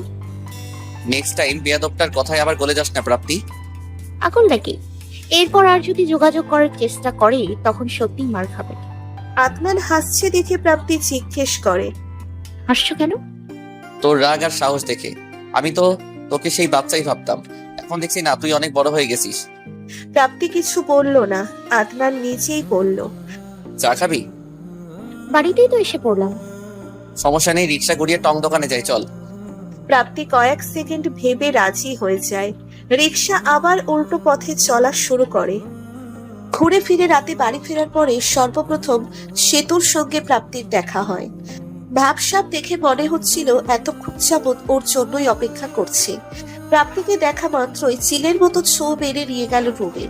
এতক্ষণ বাইরে থেকে প্রাপ্তি ক্লান্ত ছিল, তাই সে ক্লান্ত স্বরেই বলল। কি হয়েছে? এভাবে নিয়ে এলে কেন? রায়হানের সাথে তোর কি হয়েছে? রাইহানের নাম শোনা মাত্রই প্রাপ্তির চোখ মুখের ভাব পাল্টে যায়। ক্লান্তি চড়ে গিয়ে কাঠিন্য ভর করে। ব্যাগটা টেবিলের ওপর রেখে কাট কাট কণ্ঠে বলে, হঠাৎ ওর কথা জিজ্ঞেস করছো কেন? তুই নাকি ওর সাথে ব্রেকআপ করেছিস, নাম্বারও ব্ল্যাক লিস্টে ফেলেছিস। প্রাপ্তির মেজাজ খারাপ হয়ে গেল। সে রাগে গম গম করে উঠে বলল, ব্রেকআপ করেছি, ব্লক করেছি, এসব তো ঠিকই বলেছি। কেন করেছি তা বলেনি কেন? এত রেগে যাচ্ছিস কেন? আমায় বলবি তো ক্লিয়ার করে কি হয়েছে? তোমার ফ্রেন্ড একটা খারাপ লোক, সেই ইন্টিমেট হতে চেয়েছিল আমার সাথে। সেতু অবাক হয়ে অবিশ্বাস্য দৃষ্টিতে তাকিয়ে থাকে। প্রাপ্তি রেগেই বলল, আর কখনো ওর কথা আমাকে বলবেন না। ওর নামটাও সহ্য হয় না এখন আমার। সেতু কিছুক্ষণ ছিপ মেরে দাঁড়িয়ে থেকে বলল, ঠিক আছে, তুই ফ্রেশ হয়ে নে। আজ কি মনে করে বাড়িতে এলি? তোর বাড়িতে আসার আগে অ্যাপয়েন্টমেন্ট নিয়ে রাখতে হবে নাকি? ভেঙচি কেটে জিজ্ঞেস করে ত্রিধা। প্রাপ্তি মুখ টিপে হাসে।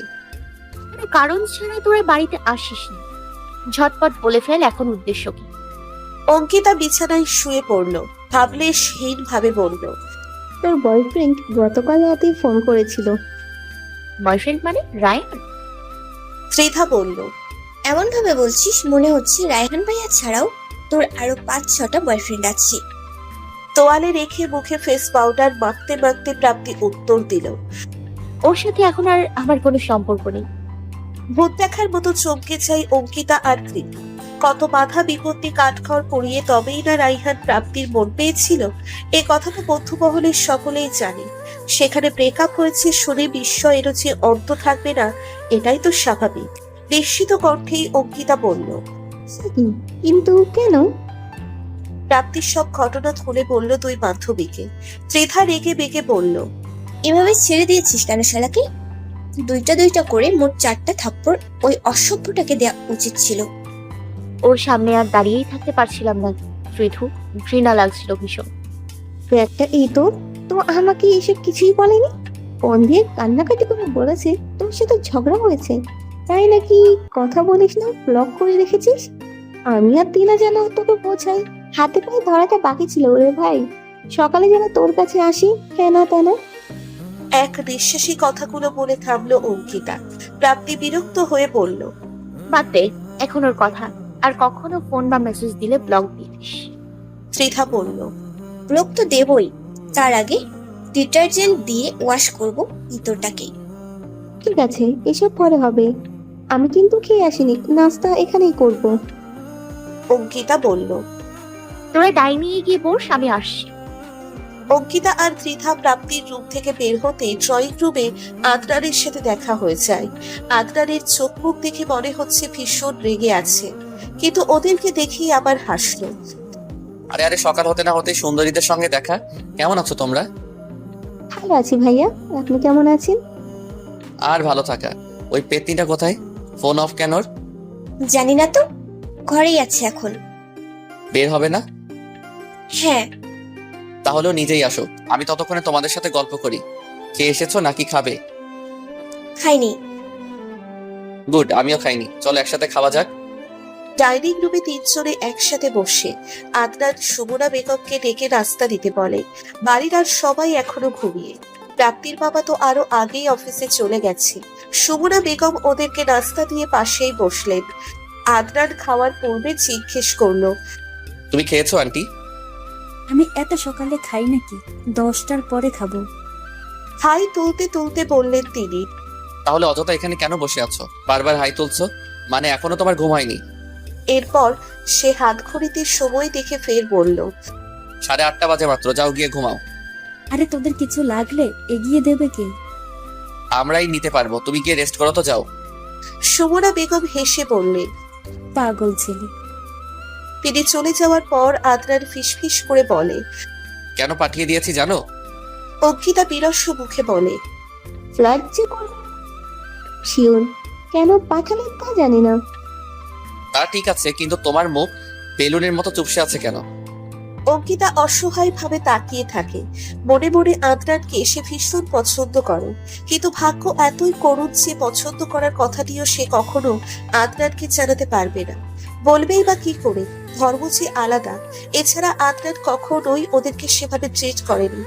সেখানে সে যদি পছন্দের কথা বলে তাহলে ঠাস করে থাপ্পড় দিতেও দুবার ভাববে না। গোপনে দীর্ঘশ্বাস নিয়ে অঙ্কিতা বলল, আপনি বুঝবেন না আদনান ভাই। আচ্ছা বাদ দাও, আমরা টপিকে আসি। এর মাঝে প্রাপ্তিও রেডি হয়ে চলে বসে। চেয়ার টেনে বসতে বসতে আদনানের উদ্দেশ্যে বলে, আজ সকাল সকাল এই বাড়িতে তোমায় কেউ ফোন করেছিল নাকি? আদনান ভ্রু কুচকে জানতে চাইল। আমায় ফোন করবে মানে কে ফোন করবে? রায়হান পৃথা আর অঙ্কিতাকে ফোন করেছিল বলেই তো আজ সকাল সকাল বাড়িতে চলে এসছে। তুমিও এসছো দেখছি, তাই জিজ্ঞেস করলাম। মাথা খারাপ? ও আমাকে ফোন দিলে হাত পা ভেঙে হাসপাতালে ভর্তি করিয়ে আসবো। ওরা তিনজনে আসলো। পরোটার টুকরো মুখে তুলে আদনান বলল, এই জন্যই কি রাতে ফোন আপ ছিল তোর? হুম। যাক বেঁচে গেলি। আমি এসেছিলাম তোকে 2টা চটকানা দিতে। আজও কেন? জরুরি কাজে ফোন দিয়েছিলাম রাতে অনেকবার, ফোন অফ ছিল তাই মেজাজও খারাপ হয়ে গেছিল। আজ আর রাগ শুধু। তুই চুপ থাক, আমি ত্রিধা আর অঙ্কিতাকে একটা গল্প শোনাবো। ত্রিধা অঙ্কিতা দুজনেই দুজনের দিকে মুখ চাওয়াচাওয়ি করে সমস্বরে বলে উঠল, গল্প? হ্যাঁ, হুটপড়ির গল্প। আমার একটা হুটপড়ি আছে। প্রাপ্তি চেয়ার ছেড়ে উঠে পড়ল। টিস্যু দিয়ে হাত মুছতে মুছতে বলল, আমি যাচ্ছি। তোদের যদি ওর গল্প শুনতে মন চায় তাহলে শুনতে পারিস। আরে আমরা পরে একা যাব নাকি? প্রাপ্তি উত্তর না দিয়েই হাঁটা শুরু করে। এই হুড়পুরির গল্প শুনতে শুনতে বিরক্ত সে। বাধ্য হয়ে ত্রিধা আর অঙ্কিতাও উঠে পড়ে। যাওয়ার আগে বলে চাই অন্যদিন এসে হুড়পুরির গল্পটা শুনে যাবে। আদনান তখন কিছু না বললেও ওরা চলে যাওয়ার পর মুচকি মুচকি হাসে। সে আরামসে খাওয়া দাওয়া শেষ করে ড্রয়িং রুমে বসে টিভি দেখে। আপাতত তার কোনো কাজ নেই।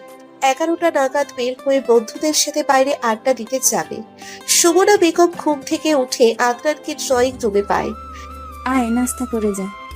তিনি বললেন, পেট ভরে খেয়েছি, আর জায়গা নেই, তুমি খাও। তোর মা একা একা বাড়িতে কি করে? আব্বু অফিসে যায়নি আজ, তাই আসতে পারিনি। তিনি প্লেটে পরোটা, ডিম ভাজা আর আলু ভাজি নিয়ে এসে আদনানের পাশে বসলেন। হাসতে হাসতে বললেন, টম অ্যান্ড জেরি দেখতে চেস? ভালো লাগে, ছোটবেলার কথা মনে পড়ে যায়। আমি আর প্রাপ্তি তো আগে এরকমই ছিলাম। সুমনা বেগম কিছু বলার পূর্বে বাড়ির কলিং বেল বেজে ওঠে। আদনান নিজেই উঠে যায় দরজা খুলতে এবং রীতিমতো সে অবাকও হয়। দরজা খুলে রাইহান ও মধ্যবয়স্ক দম্পতিকে দেখতে পায়। রাইহান বেশ ভদ্রভাবেই জিজ্ঞেস করে, বাড়িতে কেউ নেই? আদনান কোনো উত্তর না দিয়ে দরজা থেকে সরে দাঁড়ালো। রাইহান এসেছে ওর বাবা মাকে নিয়ে। ওরা ভেতরে ঢোকার পর আদনান দরজা লাগিয়ে দিয়ে পিছু পিছু আসে। সুমনা বেগম রাইহানকে দেখে উঠে আসে, হাসি মুখেই বলে, আরে বাবা তুমি, এসো এসো বসো। ব্যস্ত হবেন আন্টি, আপনি খাওয়া শেষ করুন। বলল রাইহান। তোমরা আগে বসো তো। সবাই বসার পর তিনি জিজ্ঞেস করলেন, ওনারা কারা? তোমার বাবা মা? জি আন্টি। একটু বসো, আমি আসছি। সুমনা বেগমের সঙ্গে সঙ্গে আদনানও কিচেনে চলে যায়। রাইহানকে একদম সহ্য হচ্ছে না তার। ড্রয়িং রুম ফাঁকা হতেই রাইহান ওর বাবা মাকে ফিসফিস করে বলে, যেভাবে হোক বিয়েতে ওদের রাজি করাবেন প্লিজ, আমার প্রাপ্তিকে লাগবে। সুমনা বেগম চা নাস্তা এনে সামনে রেখে নিজেও অপোজিট সোফায় বসলেন। তার ঠিক পেছনে ক্রুদ্ধ হয়ে দাঁড়িয়ে আছে আদনান। নিন নাস্তা করুন। সবার উদ্দেশ্যেই বললেন সুমনা বেগম, নাস্তা তো করবোই, এরপর থেকে তো সম্পর্ক আরো গভীর হবে আমাদের দুই পরিবারের। ঠিক বুঝলাম না ভাই। সুমনা বেগম বললেন, বুঝেননি বোন, আপনার মেয়েকে আমার ছেলের বউ করে নিতে এসেছি। সুমনা বেগম অবাক হয়ে তাকিয়ে আছেন। স্বল্প সময়ের জন্য কথা বলার ভাষাও যেন তার লোপ পেয়েছিল। তিনি কিছু বলার পূর্বেই রাইহানের মা বললেন, তাছাড়া ছেলে মেয়ে দুজন দুজনকে যখন পছন্দ করে আর ভালোবাসে তখন শুভ কাজে দেরি করে লাভ কি বলেন? এই পর্যায়ে আদনান আর কিছুতেই চুপ করে থাকতে পারল না। চোয়াল শক্ত হয়ে ওঠে তার। কাট কাট গলায় সে উত্তর দেয়, আপনার একটু ভুল হচ্ছে আন্টি, সম্পর্ক ছিল এখন আর নেই। রাইহানের বাবা মায়ের দুজনেরই হাসি হাসি মুখটা অন্ধকার হয়ে আসে। এই ছেলেকে গম্ভীর কণ্ঠে জানতে চাইলেন রাইহানের বাবা। সুমনা বেগম পড়েছেন মাঝ সমুদ্রে। মনে হচ্ছে সবটাই কিরকম মাথার ওপর দিয়ে যাচ্ছে। রাইহানের সাথে প্রাপ্তির সম্পর্ক আছে, অথচ তিনি জানেন না। এমনকি টেরও পায়নি। এদিকে আদনানের কথাবার্তা শুনে মনে হচ্ছে ও সবটা জানতো। জানো, সেখানে কোনো সমস্যা নেই। ঘরে মেয়ে থাকলে বিয়ের প্রস্তাব আসবেই। মেয়ের কোনো সম্পর্ক থাকলেও আসবে, না থাকলেও আসবে। তবে মাঝখানে আদনানের হুট করে বলা কথাটি সুমনা বেগমের মনোমতো হলো না ঠিক। রাজধানীর সামনের মানুষগুলো কি না কি ভেবে বসে আছে। আমার ভাগিনা। রাইহান তখন আদনানের কথার উত্তর দিতে গিয়ে একটু হেসেই বলল, যে একটু ভুল বোঝাবুঝি হয়েছে আমাদের মধ্যে। সব সম্পর্কেই তো ভুল বোঝাবুঝি ঝগড়া হয়, তাই বলে কি সম্পর্ক শেষ? প্রাপ্তি আমার উপর অনেক রেগে আছে জানি, তাই আমি চাচ্ছি রিলেশনের ইতি ঘটুক বিয়ের মাধ্যমে। হুট করে এমন সিচুয়েশনে পড়ায় সুমনা বেগম বাকরুদ্ধ হয়ে গেছে। রাইহানের সাথে প্রাপ্তির সম্পর্ক ছিল, এটা যদি একবার ওর বাবার কানে যায় তাহলে কেলেঙ্কারি কাণ্ড ঘটে যাবে। মানুষটা এমনিতেই ভীষণ ভালো, একমাত্র সন্তান এবং একমাত্র মেয়ে হওয়ায় প্রাপ্তিকে তিনি মাথায় তুলে রাখেন। প্রয়োজনের চেয়ে বেশি ভালোবাসেন। সম্পূর্ণ স্বাধীনতা তিনি মেয়েকে দিয়েছেন। তার মানে তো এই নয় যে প্রাপ্তির রিলেশন তিনি মেনে নেবেন। তিনি সর্বদাই প্রেম ভালোবাসার বিরুদ্ধে। কসমিন কালেও সে প্রেমকে পছন্দ করেন না, সমর্থন করেন না। সেখানে প্রাপ্তি এমন একটা কাজ কি করে করলো? আপনি কিছু বলছেন না কেন আন্টি? প্রাপ্তিকে আমায় দেবেন না? সুমনা বেগমের দিকে সপ্রসন্ন দৃষ্টিতে তাকিয়ে আছে রাইহান। আদনান ক্ষিপ্র কণ্ঠে বলে উঠল, কখনোই না। প্রাপ্তি তোমার মতো চরিত্রহীন কোনো ছেলেকে বিয়ে করবে না। এরপর সে রাইহানের বাবা মায়ের দিকে তাকিয়ে ক্ষমা চাওয়ার ভঙ্গিতে বলল, আঙ্কেল আন্টি মাফ করবেন, চা নাস্তাকে অন্যান্য কথা থাকলে বলতে পারেন, নতুবা আসতে পারেন আপনারা। অপরাধ নেবেন না দয়া করে। রাইহানের মা রাগান্বিত স্বরে বলেন, তুমি কে আমার ছেলের চরিত্র নিয়ে কথা বলার? আমি কেউ না, তবে যেটা সত্যি সেটাই বলেছি। সুমনা বেগম আদনানকে ধমক দিয়ে বললেন, আহ আদনান, তুই কি শুরু করেছিস এসব? আন্টি তুমি জানো না এই ছেলের উদ্দেশ্য কত খারাপ। আমি বলতে পারছি না তোমায়। বলতে পারছো না বললে তো হবে না, বলতেই হবে। আমার ছেলেকে ব্লেম দেওয়ার সাহস হয় কি করে?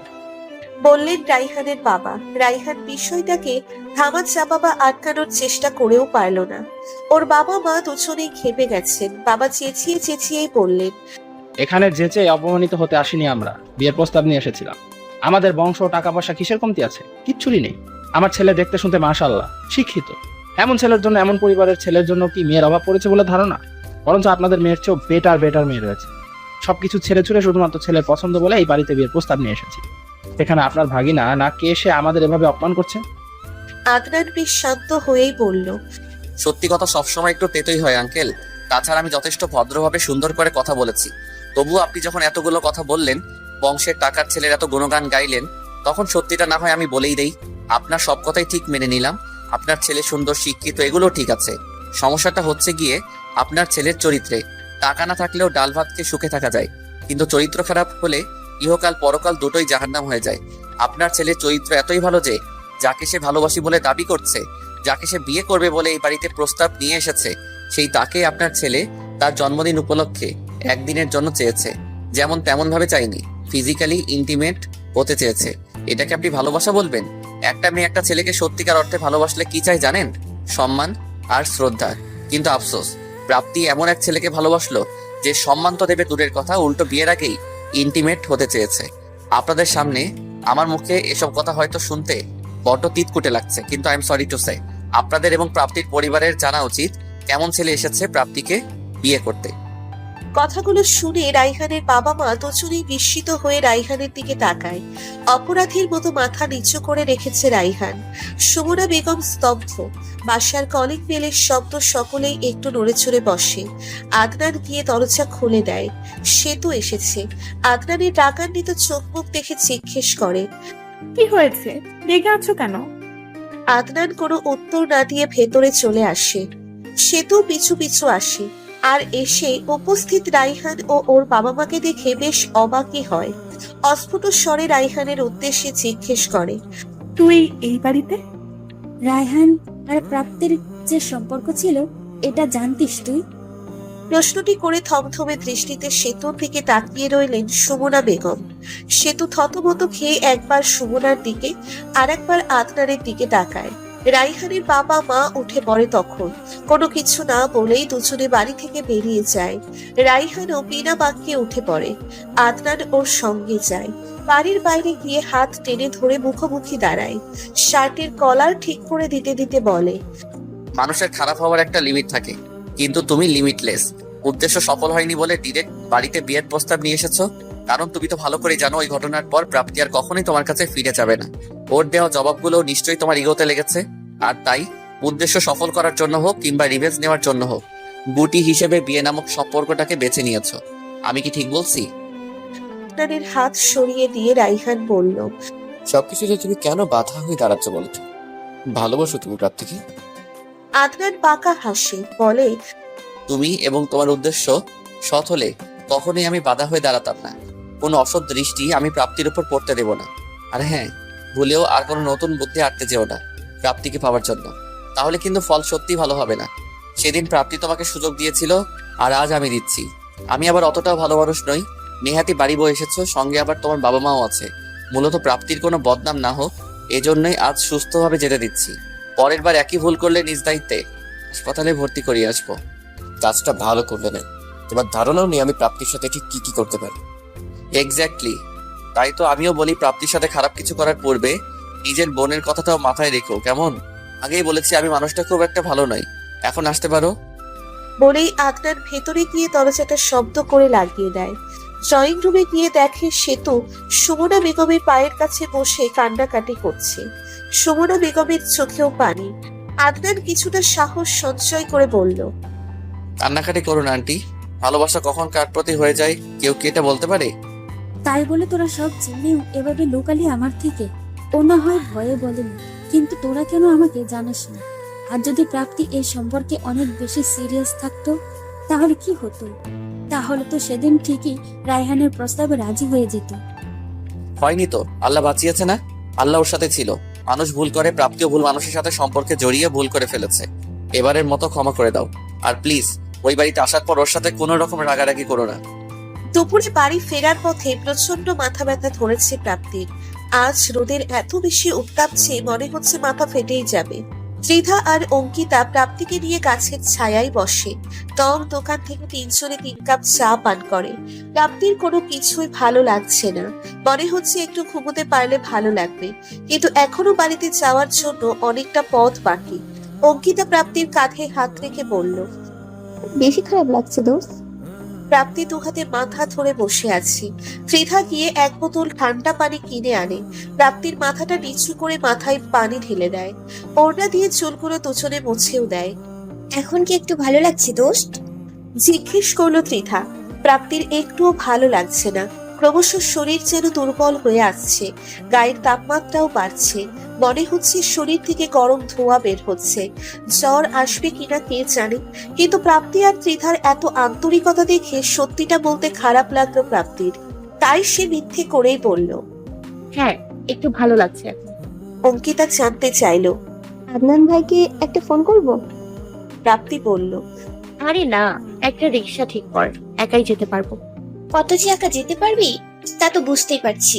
দাঁড়া, রিক্সা নিয়ে আসি। ত্রিধা বলল। অঙ্কিতা আর ত্রিধাই প্রাপ্তিকে বাড়িতে দিয়ে যায়। সুমনা বেগম প্রচন্ড রেগেছিলেন, কিন্তু প্রাপ্তির বেহাল অবস্থা দেখে রাগ উধাও হয়ে যায়। উল্টে আরো বেশি অস্থির হয়ে যান তিনি। প্রাপ্তিকে ধরে রুমে নিয়ে যায়। মাথা ব্যথার ঔষধ খাইয়ে মাথায় পানি দিয়ে দেয়। সঙ্গে বারবার করে বলছেন, রাতে ঠিক মতো ঘুমাবি না, ফেসবুক চালাবি, মুভি দেখবি। তোর মাথা ব্যথা হবে না তো? কার মাথা ব্যথা হবে? ঠিক মতো খাওয়া দাওয়াও করিস না, আর 2 দিন পর পর শরীর দুর্বল হয়ে পড়ে। তোকে নিয়ে আমি পড়েছি যন্ত্রণায়। অঙ্কিতা করুণ স্বরে বলে, না আন্টি, আর বকা দিয়েন না। বকা দিয়ে আর কি হবে মা? আমার কোনো কথা কি ও শোনে? যাই হোক, তোমরা ফ্রেশ হয়ে নাও, আমি খেতে দিচ্ছি। না না আন্টি, আমরা বাড়ি গিয়ে খাবো। এখান থেকে খেয়ে আবার বাড়িতে গিয়ে খেও, কি সমস্যা নেই। ফ্রেশ হও দ্রুত। এরপর তিনি সেতুকে প্রাপ্তির কাছে বসিয়ে কিচেনে যায় খাবার সাজাতে। অঙ্কিতা আর ত্রিধাকে না খেয়েছে যেতে দিবে না, এটা একদম পরিষ্কার। তাই ওরাও গিয়ে ফ্রেশ হয়ে নেয়। সেতু একটু দ্বিধাদ্বন্দ্বে পড়ে যায়। সকালের ঘটনাটি এখনই প্রাপ্তিকে বলবে নাকি পরে বলবে। অবশেষে সিদ্ধান্ত নিল পরেই বলবে। সে প্রাপ্তির মাথায় সুন্দর করে হাত বুলিয়ে দিচ্ছে। সাঁঝের বেলায় জানালার ধারে বসে উপন্যাসের একটা বই ঘাটছিল আদনান। তার ধৈর্য বরাবরই কম। সম্পূর্ণ বই পড়ার ধৈর্য নেই বলে এই লাইন সেই লাইন একটা বাদ দিয়ে অন্যটা এভাবে পড়ে।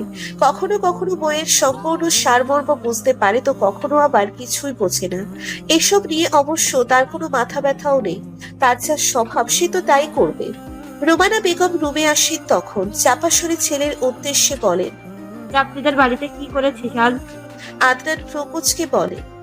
কই কিছু না তো। তোর বাবা তাহলে এত রেগে আছে কেন তোর ওপর? আমি কি জানি। ডাকছে তোকে, শুনে আয়। বই রেখে আদনান রুমানা বেগমের সঙ্গে রুম থেকে বের হয়। আসাদ রহমান চা পান করছিলেন তখন। আদনানকে দেখে খিটখিটে মেজাজে বললেন। এসেছো, বসো বসো। আদনান একবার মায়ের দিকে তাকিয়ে বাবার মুখোমুখি বসলো।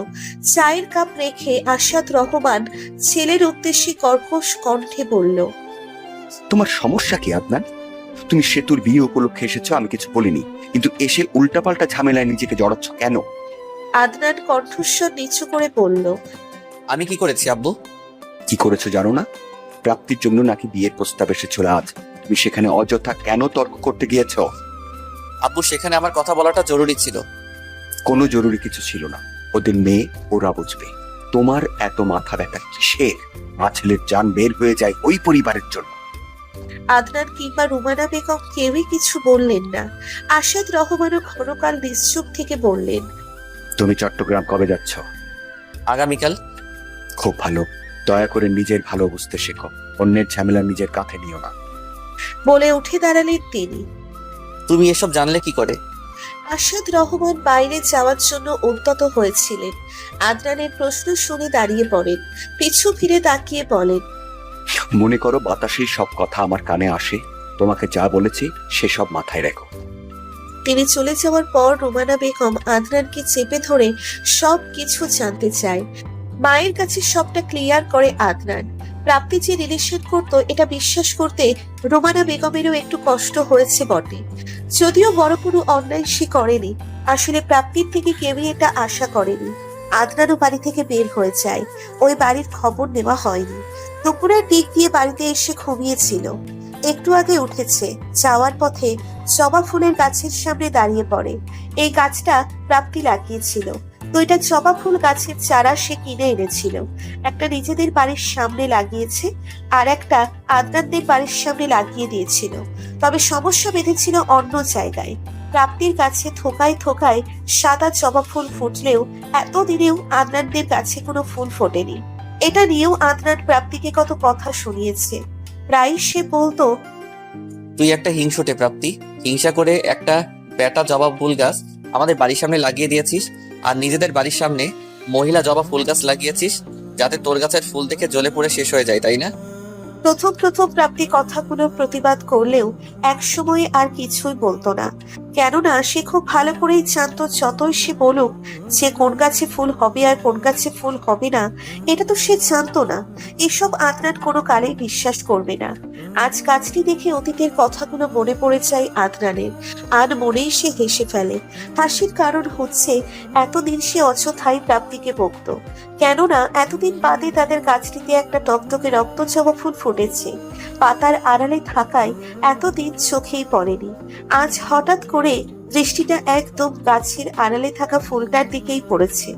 সে ফুলটা ছিঁড়ে খুব সন্তর্পণে শার্টের বুক পকেটে রাখলো, যাতে ফুলটি ছিঁড়ে না যায়। ওই বাড়িতে যাওয়ার পর দরজা খুলে দেয় সুমনা বেগম। আদনান ভেতরে যেতে জিজ্ঞেস করে, প্রাপ্তি কোথায়? ওর রুমে। কালকে চট্টগ্রাম চলে যাচ্ছে আন্টি, তাই দেখা করতে আসলাম। কাল যাবি আর দেখা করে যাচ্ছিস আজ? কাল কি আসতে বারণ নাকি? তা নয়, অত সকালে তো তোমাদের ঘুম নাও ভাঙতে পারে, তাই আর কি। সুমনা বেগম মৃদু হাসলেন, জিজ্ঞেস করলেন, চা খাবি? খাওয়া যায়। তিনি রান্নাঘরে যাওয়ার সময় আদনান পেছন থেকে বলে, তুমি প্রাপ্তিকে বকনি তো? সুমনা বেগম পিছু ফিরে ভ্রুকুচকে তাকান। আদনান হাসার চেষ্টা করে বলল, এমনি জিজ্ঞেস করলাম, তুমি যদি না বকে থাকো তাহলে তোমার হয়ে আমি বকে দেব। হেসে ফেলেন তিনি। বকিনি, তবে একটু অভিমান করে আছি। তাই নাকি? অভিমান করা ভালো, এতে ভালোবাসা বাড়ে। তিনি আর কোনো প্রত্যুত্তর করলেন না। আদনান প্রাপ্তির রুমের সামনে গিয়ে দরজায় নক করে। প্রাপ্তি ভেতর থেকে জিজ্ঞেস করে, কে? আমি। দরজা খোলা আছে।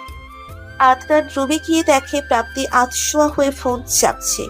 চেয়ার টেনে বসে আদনান বলল, সারাক্ষণ এত শুয়ে থাকিস কেন? এমনি ভালো লাগছে না। ভালো না লাগলে ঘুমাবি, ফোনে এত কি? প্রাপ্তি এ কথার কোনো উত্তর না দিয়ে জানতে চাইলো বাড়িতে আজ কি হয়েছে। আদনান একটু ঢং করেই বলল, যা হওয়ার আর কি। তোর সোকল বয়ফ্রেন্ড তোকে বিয়ে করার জন্য ওর বাবা মাকে নিয়ে এসেছিল। তোকে কে বললো? আন্টি? না শ্বেত আপু, আম্মু তো আমার সাথে কথাই বলতেছে না। ঠিকই আছে, আরো কর যে তোর রিলেশন। প্রাপ্তির মুখটা মলিন হয়ে যায়। আদনান তীক্ষ্ণ দৃষ্টিতে তাকিয়ে বলে, তুই আবার গলে টলে যাসনি তো? মানে? মানে এই যে তুই সেদিন রায়হানকে এমন জবাব দিলি, সব জায়গা থেকে ব্লকও করলি, তারপরে মাত্র একদিনের ব্যবধানে সকাল হতে না হতে রায়হান ওর বাবা মাকে নিয়ে তোর বাসায় উপস্থিত হয়েছে, তোকে বিয়ে করবে। এসব শুনে তুই ইমপ্রেস হোসনি? মনে হচ্ছে না ইস রায়হান তোকে কত ভালোবাসে, মন গলে যায়নি? কিন্তু এত কিছুর পরেও তোমার মনে হয় আমি বলে যাব? অসম্ভব। ওর প্রতি ঘৃণাটাও আমার ঠিক মতো আসে না, কোনো অনুভূতি কাজ করে না। গুড, এখন থেকে সাবধানে থাকবি, একা একা কোথাও বের হওয়ার দরকার নেই। কেন? ওর ভয়ে? কারো ভয় না, নিজের সেফটির জন্য। আন্টির সাথে মান অভিমান মিটিয়ে নিস, জড়িয়ে ধরে গালে চুমু খেয়ে বলবি সরি মা, খুব ভালোবাসি তোমায়। দেখবি মোয়ের মতো কেমন গলে যায়।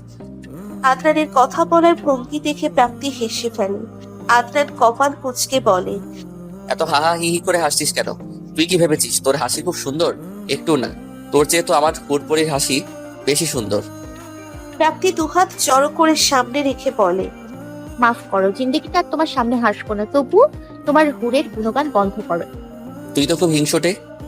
হ্যাঁ আমি হিংসুটে, আমি আরো অনেক কিছু, তবুও তোমার হুড়ের গল্প শুনতে চাই না। আচ্ছা চোখটা বন্ধ কর। দুঃখে করবি নাকি হুড়ের গল্প শোনাবো?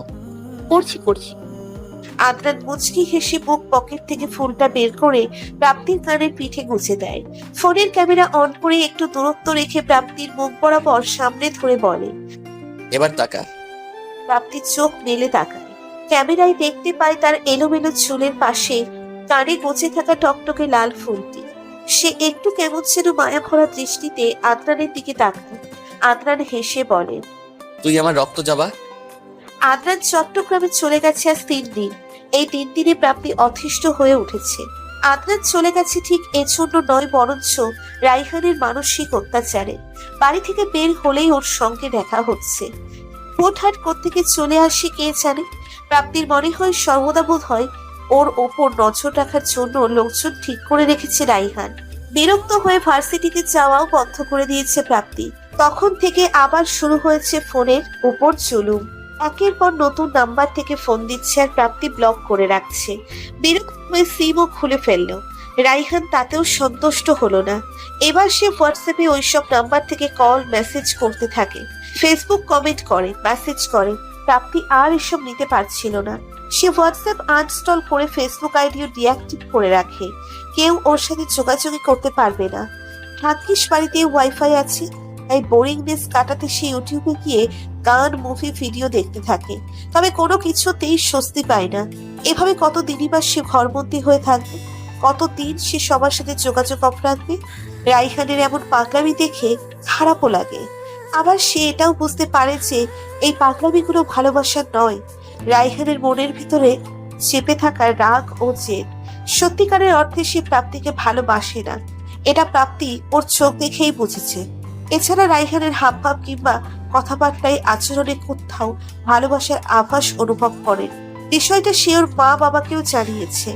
দ্বিতীয় একটা সুযোগ চাওয়া ব্যতীত অন্য কোনো রকম হ্যারাস করে না বলে তারা ভেবেছিল হয়তো ঠিক হয়ে যাবে, কিন্তু কিছুই তো ঠিক হয়নি। তাই প্রাপ্তির বাবা বলেছেন রাইহান যদি ফের বিরক্ত করে তাহলে তারা পুলিশের কাছে যাবে। প্রাপ্তি এসব পুলিশি ঝামেলায় জড়াতে চাইছিল না। এলাকায় তাদের একটা সম্মান রয়েছে। মানুষজন কিভাবে তিল থেকে তাল বানিয়ে ফেলবে এটা সকলের ধারণারও বাইরে। প্রাপ্তির সাথে সুমনা বেগমও একমত পোষণ করেন, কিন্তু দ্বিতীয় কোনো রাস্তাও তো নেই রাইহানের সরানোর। তাই প্রাপ্তি ভাবে এবার সে নিজে রাইহানের সাথে কথা বলবে এবং সুন্দর করে বোঝাবে। পুনরায় ফোনে সিম তুলে রাইহানকে ফোন করে, নিজে থেকেই দেখা করতে বলে। বিকেল 4টা নাগাদ ভার্সিটির সামনে থাকা রেস্টুরেন্টে দুজনে দেখা করে। প্রাপ্তি যাওয়ার আগেই রাইহান অপেক্ষা করছিল। প্রাপ্তি নিঃশব্দে গিয়ে রাইহানের সামনের চেয়ারে বসে। কেমন আছে? জিজ্ঞেস করে রাইহান। ভালো আর থাকতে দিচ্ছ কোথায়?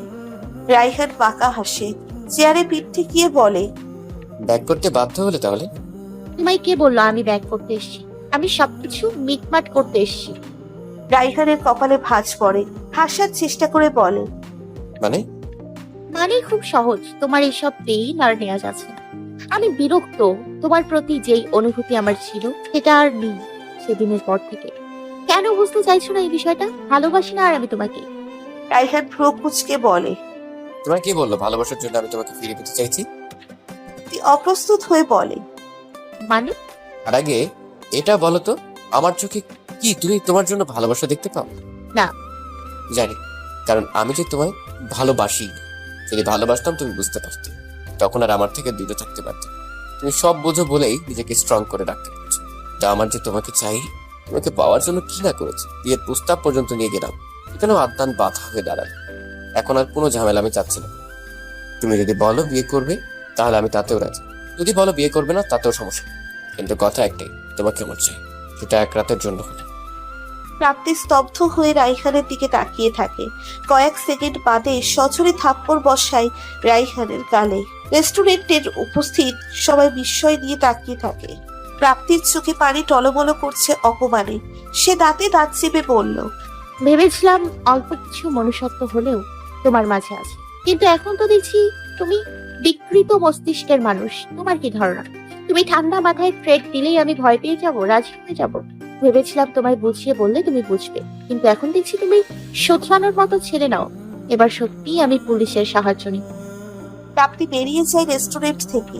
বাড়িতে না গিয়ে সোজা ফিরোজ ইসলামের অফিসে যায়। পথে সে বাবাকে ফোন করে রাখে। ওখান থেকে বাবা মেয়ে থানায় যায়। একটা মানুষকে বারবার সুযোগ দেওয়া ঠিক নয়, এটাও সে এক ধরনের অন্যায়। ফিরোজ ইসলাম আর সুমনা বেগম চিন্তায় পড়েছেন, কতদিন এভাবে তারা প্রাপ্তিকে সামলে রাখবে।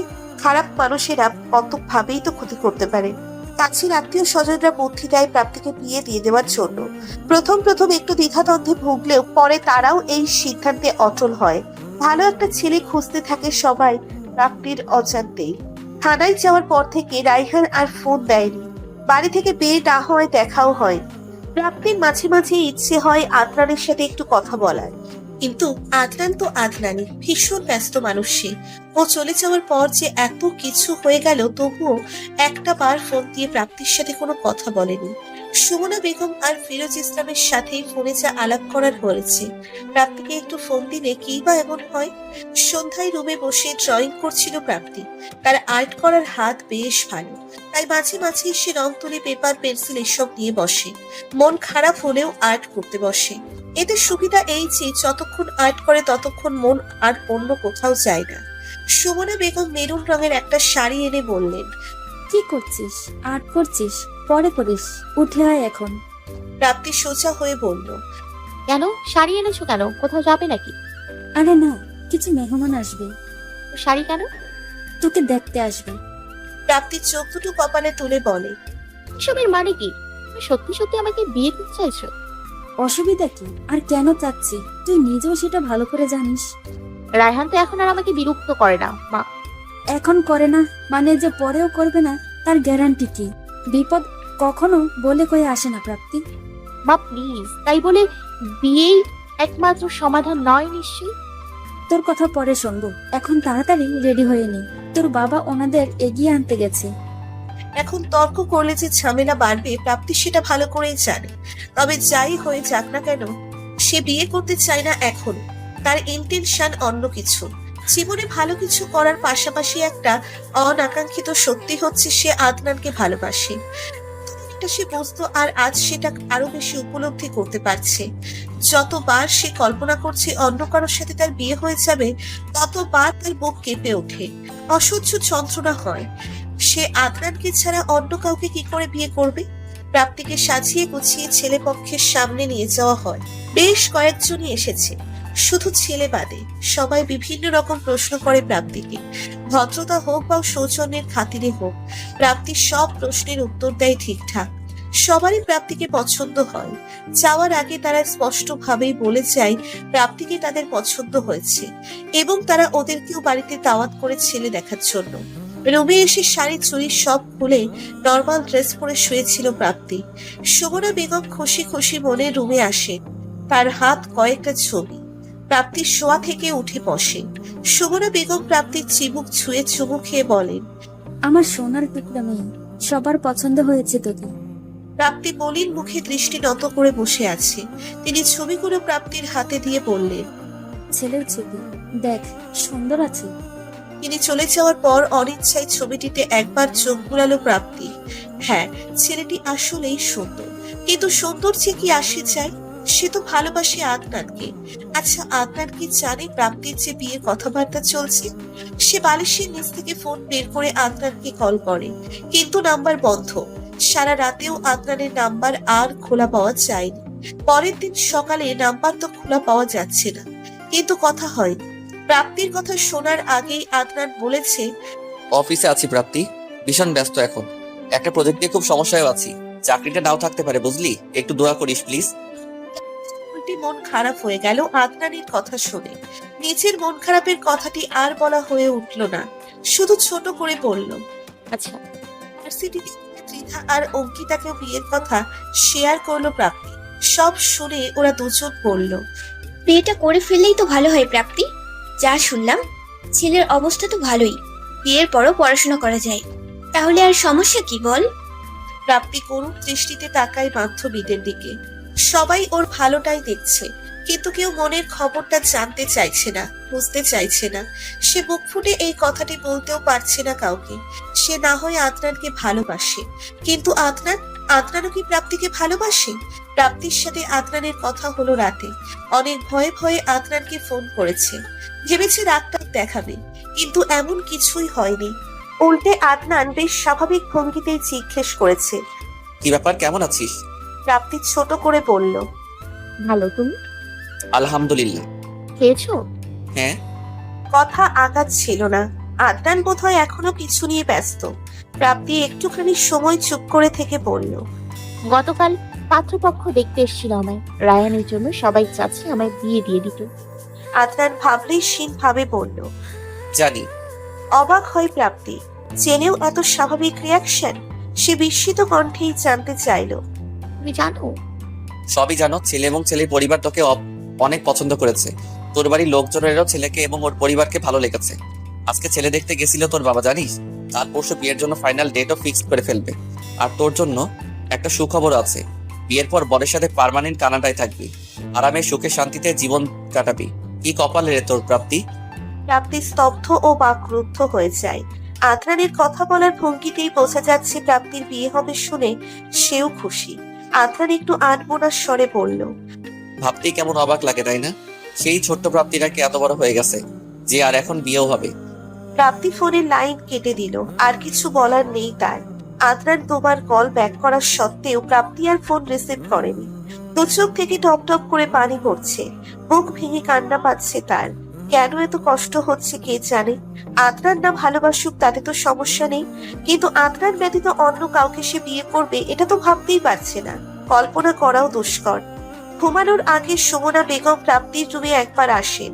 মন খারাপ করে শুয়েছিল প্রাপ্তি। সুমনা বেগম পাশে বসে মাথায় হাত বুলিয়ে দিয়ে বলে, ছেলেকে দেখে এসেছে আজ তোর বাবা। ছেলে ভদ্র, সুন্দর, পরিবারও অনেক ভালো।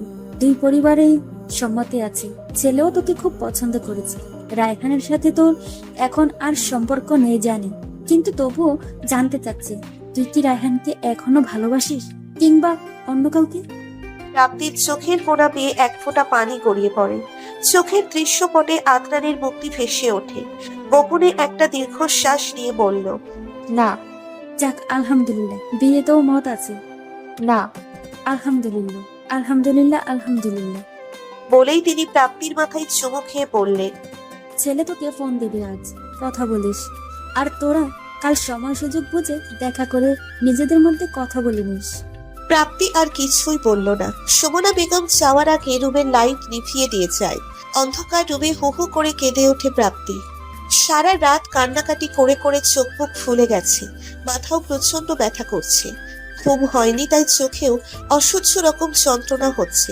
রাতে বেশ কয়েকবার আন্নোন নাম্বার থেকে ফোন এসেছিল, নাম্বারটি অপরিচিত হলেও প্রাপ্তি বুঝতে পেরেছিল সেই ছেলেটাই ফোন করেছে, যার সাথে তার বিয়ের কথাবার্তা চলছে। ভোর 6টা নাগাদ ক্লান্ত হয়ে চোখে ঘুম ঘুম ভাব চলে এসেছিল। 9টায় এসে সুমনা বেগম ঘুম থেকে জাগিয়ে রেডি হতে বলে দিয়েছে, আর একটা নম্বরও দিয়ে গেছেন। প্রাপ্তি জানতে চেয়েছিল এটা কার নাম্বার?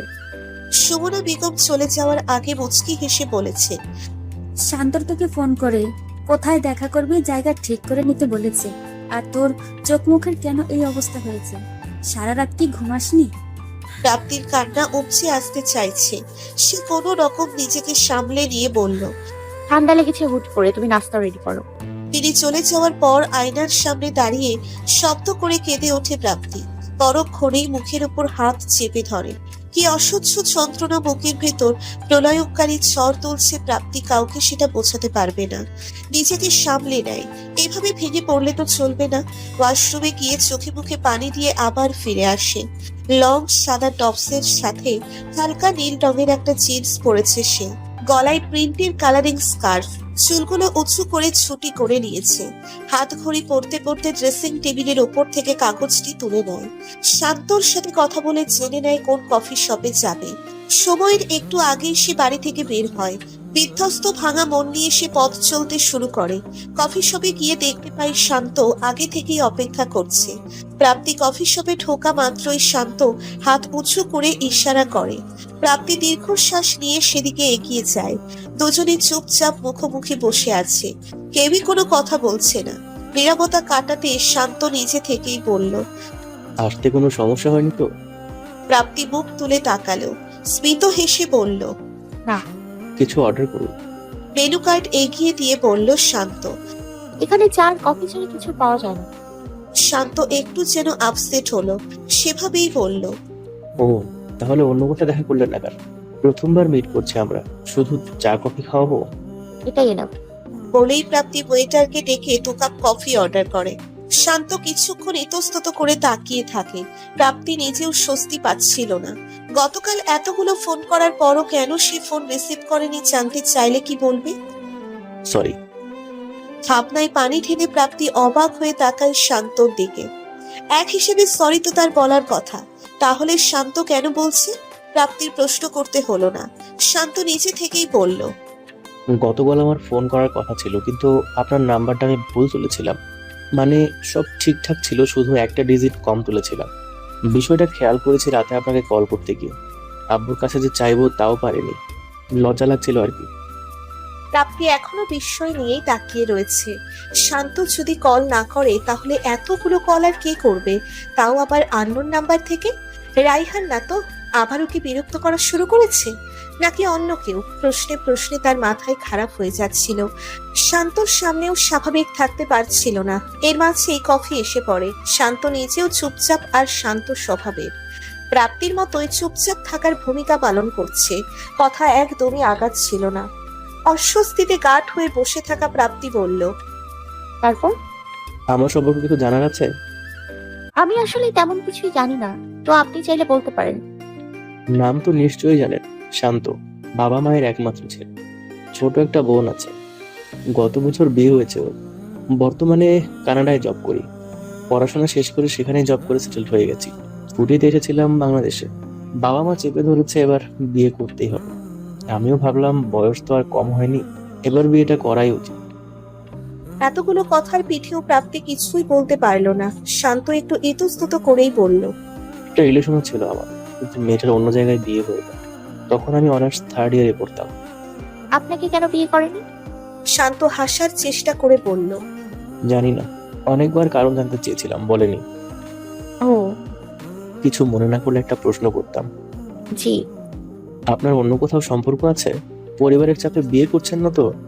ছিল, এখন আর নেই। ফাইন। শান্তর বলার মতো কিছু ছিল না। এদিকে প্রাপ্তি অস্থির হয়ে আছে কতক্ষণে বাড়িতে যাবে। ওই নাম্বারটা সে যার ভাবছে তার নয় তো? এটাই জানতে হবে আগে। কফি শেষ দুজনের। শান্ত টেবিলের ওপর 2 হাত রেখে বলল, দেখুন, একটা কথা আমি আপনাকে সরাসরি বলতে চাই। ছবি দেখেই আপনাকে আমার ভালো লেগেছে, সামনাসামনি দেখে ভালো লাগা আরো বেড়েছে। সো আমার কোনো সমস্যা নেই বিয়েতে, ভয় নেই। আপনাকেও এখনো কিছুই বলতে হবে না। আমাকে দেখে পছন্দ হয়েছে কিনা অথবা আমায় নিয়ে কোনো সমস্যা আছে কিনা এসব বাড়িতে গিয়ে বললেই হবে। প্রত্যুত্তরে প্রাপ্তি মৃদু হাসল শুধু। শান্ত বাইকে করে বাড়ি অবধি এগিয়ে দিতে চেয়েছিল। প্রাপ্তি রাজি হয়নি, আর শান্তও জোর করেনি। প্রাপ্তির ইচ্ছেকেই সম্মান জানিয়েছে। প্রাপ্তির যাওয়ার জন্য একটা রিক্সা ঠিক করে দিয়েছে শুধু। হন্তদন্ত হয়ে বাড়িতে ফিরে বিছানায় বসে ফোনের নাম্বারটি ভালো করে দেখে প্রাপ্তি। গতকাল রাতে ফোন আসা নাম্বারটির সাথে কাগজের নাম্বারটির মিল নেই। তাহলে রাতে কে ফোন করেছিল? আদনান নয় তো? সে কৌতূহল বশত রাতের নাম্বারটিতে কল করে। 3 বার রিং হওয়ার পর ফোন রিসিভ করে ওপাশ থেকে বলে, হ্যালো। প্রাপ্তির বুক কেঁপে ওঠে আদনানের কণ্ঠ শুনে। সে ঠিক শুনছে তো, নাকি কোনো ঘোরের মধ্যে আছে? ওপাশ থেকে একই কণ্ঠ ভেসে এলো। হ্যালো প্রাপ্তি। প্রাপ্তি কান থেকে ফোনটি সরিয়ে নাম্বারটি আবার দেখে। ওপাশ থেকে আবারও ভেসে আসে। কথা বলছিস না কেন, শুনতে পাচ্ছিস? প্রাপ্তি ফাঁকা ঢোক গিলে বলে, অজান্তেই মনে আশার আলো দেখতে পায়। আদনান ফোন করেছিল গতকাল, কিন্তু কেন কেন সে অন্য নাম্বার থেকে এতবার তাকে ফোন করেছিল? তবে কি আদনানও? উত্তেজনায় হাত পা কাঁপা শুরু হয়ে গেছে প্রাপ্তির। আদনান বলল, রাতে এতবার ফোন দিলাম, ধরিসনি কেন? এই নাম্বার কার? আমারই। ওই সিমে টাকা নাই, তাই এই নাম্বার থেকে কল করেছিলাম। প্রাপ্তি নিশ্চুপ, কাঙ্ক্ষিত কথাগুলো শোনার জন্য অপেক্ষা করছে সে। আদনান বলল, কেন রিসিভ করিসনি? প্রাপ্তির সত্যি কথাটাই বলে দিল। আমি ভেবেছিলাম ওই ছেলে ফোন করেছিল। কার কথা বলছিস? শান্ত ভাইয়া? হুম। তার ফোন করার কথা ছিল নাকি? আচ্ছা, যদি সে ফোনই করতো কেন ধরিসনি? কথা বলতে ইচ্ছে করেনি। তুমি কেন এতবার ফোন করেছিলে? তুই ওভাবে ফোন রেখে দিলি, তাই এসব বাদ দে। যার সাথে বিয়ের কথা প্রায় ঠিক, তার সাথে কথা বলতে ইচ্ছে করে না? প্রাপ্তি হতাশ হয়ে বলে, তুমি এমনি ফোন করেছিলে? তোকে ফোন করতে এখন কারণও লাগবে? ওহো, তোর তো বিয়ে ঠিক হয়ে গেছে। কদিন পর তুই অন্য কারো বউ হয়ে যাবি। তোকে তো আর এমনি এমনি কারণ ছাড়া ফোন করা যাবে না। আদনান, ফুপিয়ে ডাকে প্রাপ্তি। আদনান কয়েক সেকেন্ড চুপ করে থেকে সিরিয়াস হয়ে বলে, প্রাপ্তি কি হয়েছে, কাঁদছিস তুই? প্রাপ্তির কান্নার গতি বাড়ে। হাউমাউ করে কাঁদতে শুরু করে সে। ওপাশ থেকে আদনান বলে, কেন কাঁদছিস তুই? একটা সত্যি কথা বলবি। প্রাপ্তি তখনও কাঁদছিল। আদনান বলে, তুই কি এখনো রায়হানকে ভালোবাসিস? কান্না থেমে যায় প্রাপ্তির। স্তব্ধ হয়ে যায় সে আদনানের কথা শুনে। প্রাপ্তির কান্না করার কারণ সে এটা ধরে নিল? অন্য কিছু আর তার মাথায় এলো না? সে ফুপিয়ে ফুপিয়ে বলল, না। এরপর ফোন রেখে চোখের পানি মুছে নিল। প্রচন্ড অভিমান এসে বুকে ভর করেছে। এতদিন আদনানের হাব ভাব কথা বলার ভঙ্গিতে মনে হতো সে আসলে যে হুড়হুড়ির কথা বলে সেটা প্রাপ্তি নিয়েছে। বুঝতে অনেকটা দেরি হলেও যে পরে সে সত্যিটা ধরতে পেরেছিল, এটা ভেবেই সে আনন্দিত ছিল। কিন্তু না, সে তো ভুল। সে আদনানের হুড় নয়, তার হুড় অন্য কেউ। সে কেউ নয় আদনানের, কেউ না। অভিমানী প্রাপ্তি তৎক্ষণাৎ বাবা মায়ের রুমে গিয়ে বলে, ওনাকে আমার পছন্দ হয়েছে, এই বিয়েতে আমি রাজি। প্রাপ্তির সম্মতি মুহূর্তেই যেন পুরো বাড়িতে বিয়ের আমেজ নিয়ে এসেছে। ফিরোজ ইসলাম, সুমনা বেগম সবাইকে ফোন দিয়ে এখনই এই সুখবরটি জানিয়ে দিচ্ছে। শান্তর পরিবার রাতে আসবে বিয়ের পাকা কথা বলতে। এই ব্যাপারে প্রাপ্তির কোনো মতামত আছে কিনা জানতে চাইলে প্রাপ্তি জানায় 2 মাস পর তার অনার্স প্রথম বর্ষের ফাইনাল পরীক্ষা। তাই পরীক্ষা শেষেই সে বিয়েটা করতে চায়। 2 পরিবারের কেউই কোনো আপত্তি করেনি। কথা হয় বিয়ে 2 মাস পরে হলেও এঙ্গেজমেন্ট এখনই হবে। এঙ্গেজমেন্ট শেষে শান্ত ফের কানাডা চলে যাবে। প্রাপ্তির পরীক্ষা শেষ হলে ওখান থেকেই বিয়ের শপিং করে নিয়ে আসবে। এঙ্গেজমেন্টের অনুষ্ঠানের আয়োজন করা হয়েছে একদম ঘরোয়া ভাবে। মেহমান বলতে কাছের আত্মীয় স্বজনরা এসেছে শুধু। আদনান কাজের প্রেসারে আছে, তাই আসতে পারেনি। প্রাপ্তি মনে মনে এটাই চেয়েছিল। কে জানে আদনান এলে সে নিজেকে ঠিক রাখতে পারত কিনা। বেশ সুষ্ঠুভাবেই এঙ্গেজমেন্ট সম্পন্ন হয়। মেহমান সব চলে যাওয়ার পর প্রাপ্তি ঘরে গিয়ে দরজা লক করে দেয়। এতক্ষণ ধরে আটকে রাখা কান্নাগুলো আর আটকে রাখা সম্ভব হচ্ছিল না। সে কোনোভাবেই আদনানকে মন থেকে সরাতে পারছে না। কিভাবেই বা সরাবে? হুট করে মানুষ ভালোবাসতে পারলেও হুট করে যে ভুলে যাওয়া যায় না। আর এই অনুভূতি নিয়মটা বড্ড বাজে, বড্ড। কেন মানুষ তার নিজের মনের উপর নিয়ন্ত্রণ রাখতে পারে না? এই অবাধ্য মনটা বারবার তার মালকিনের অবাধ্য হয়ে অন্যের জন্য কাঁদবে কেন? এত এত কেনর কোনো উত্তর প্রাপ্তির কাছে নেই। সে যে বড় অসহায়, নিঃসঙ্গ। এঙ্গেজমেন্টের পর থেকে প্রতিদিন নিয়ম করে শান্ত ফোন দিত প্রাপ্তিকে। কথা খুব বেশি এগোতো না, কারণ বেশিরভাগ সময় কথা বলার অভাবে প্রাপ্তি চুপ করে থাকতো। কি বলবে খুঁজেই পেত না। শান্ত অবশ্য বিরক্ত হতো না, সেও নর্মাল কথাবার্তা বলে ফোন রেখে দিত। পাশাপাশি প্রাপ্তি এবার পরীক্ষার জন্য প্রস্তুতি নেবে বলে মন স্থির করলো। সারাক্ষণ আদনানের বিরহে পড়লে পরীক্ষা তো আর ভালো হবে না। রেজাল্ট ভালো না হলে দেখা যাবে ওই মানুষটাই সবচেয়ে বেশি কথা শোনাবে। পড়তে বসেও প্রাপ্তি খেয়াল করে তার মন পড়ার মধ্যে নেই।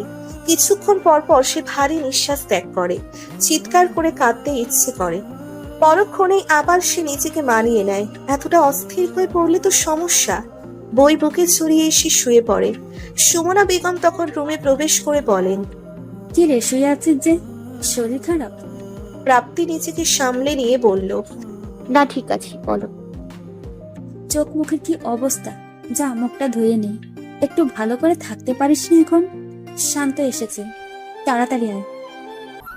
আপনারাও ভালো থাকবেন, সুস্থ থাকবেন। আজকের মতো বিদায় নিচ্ছি, ধন্যবাদ।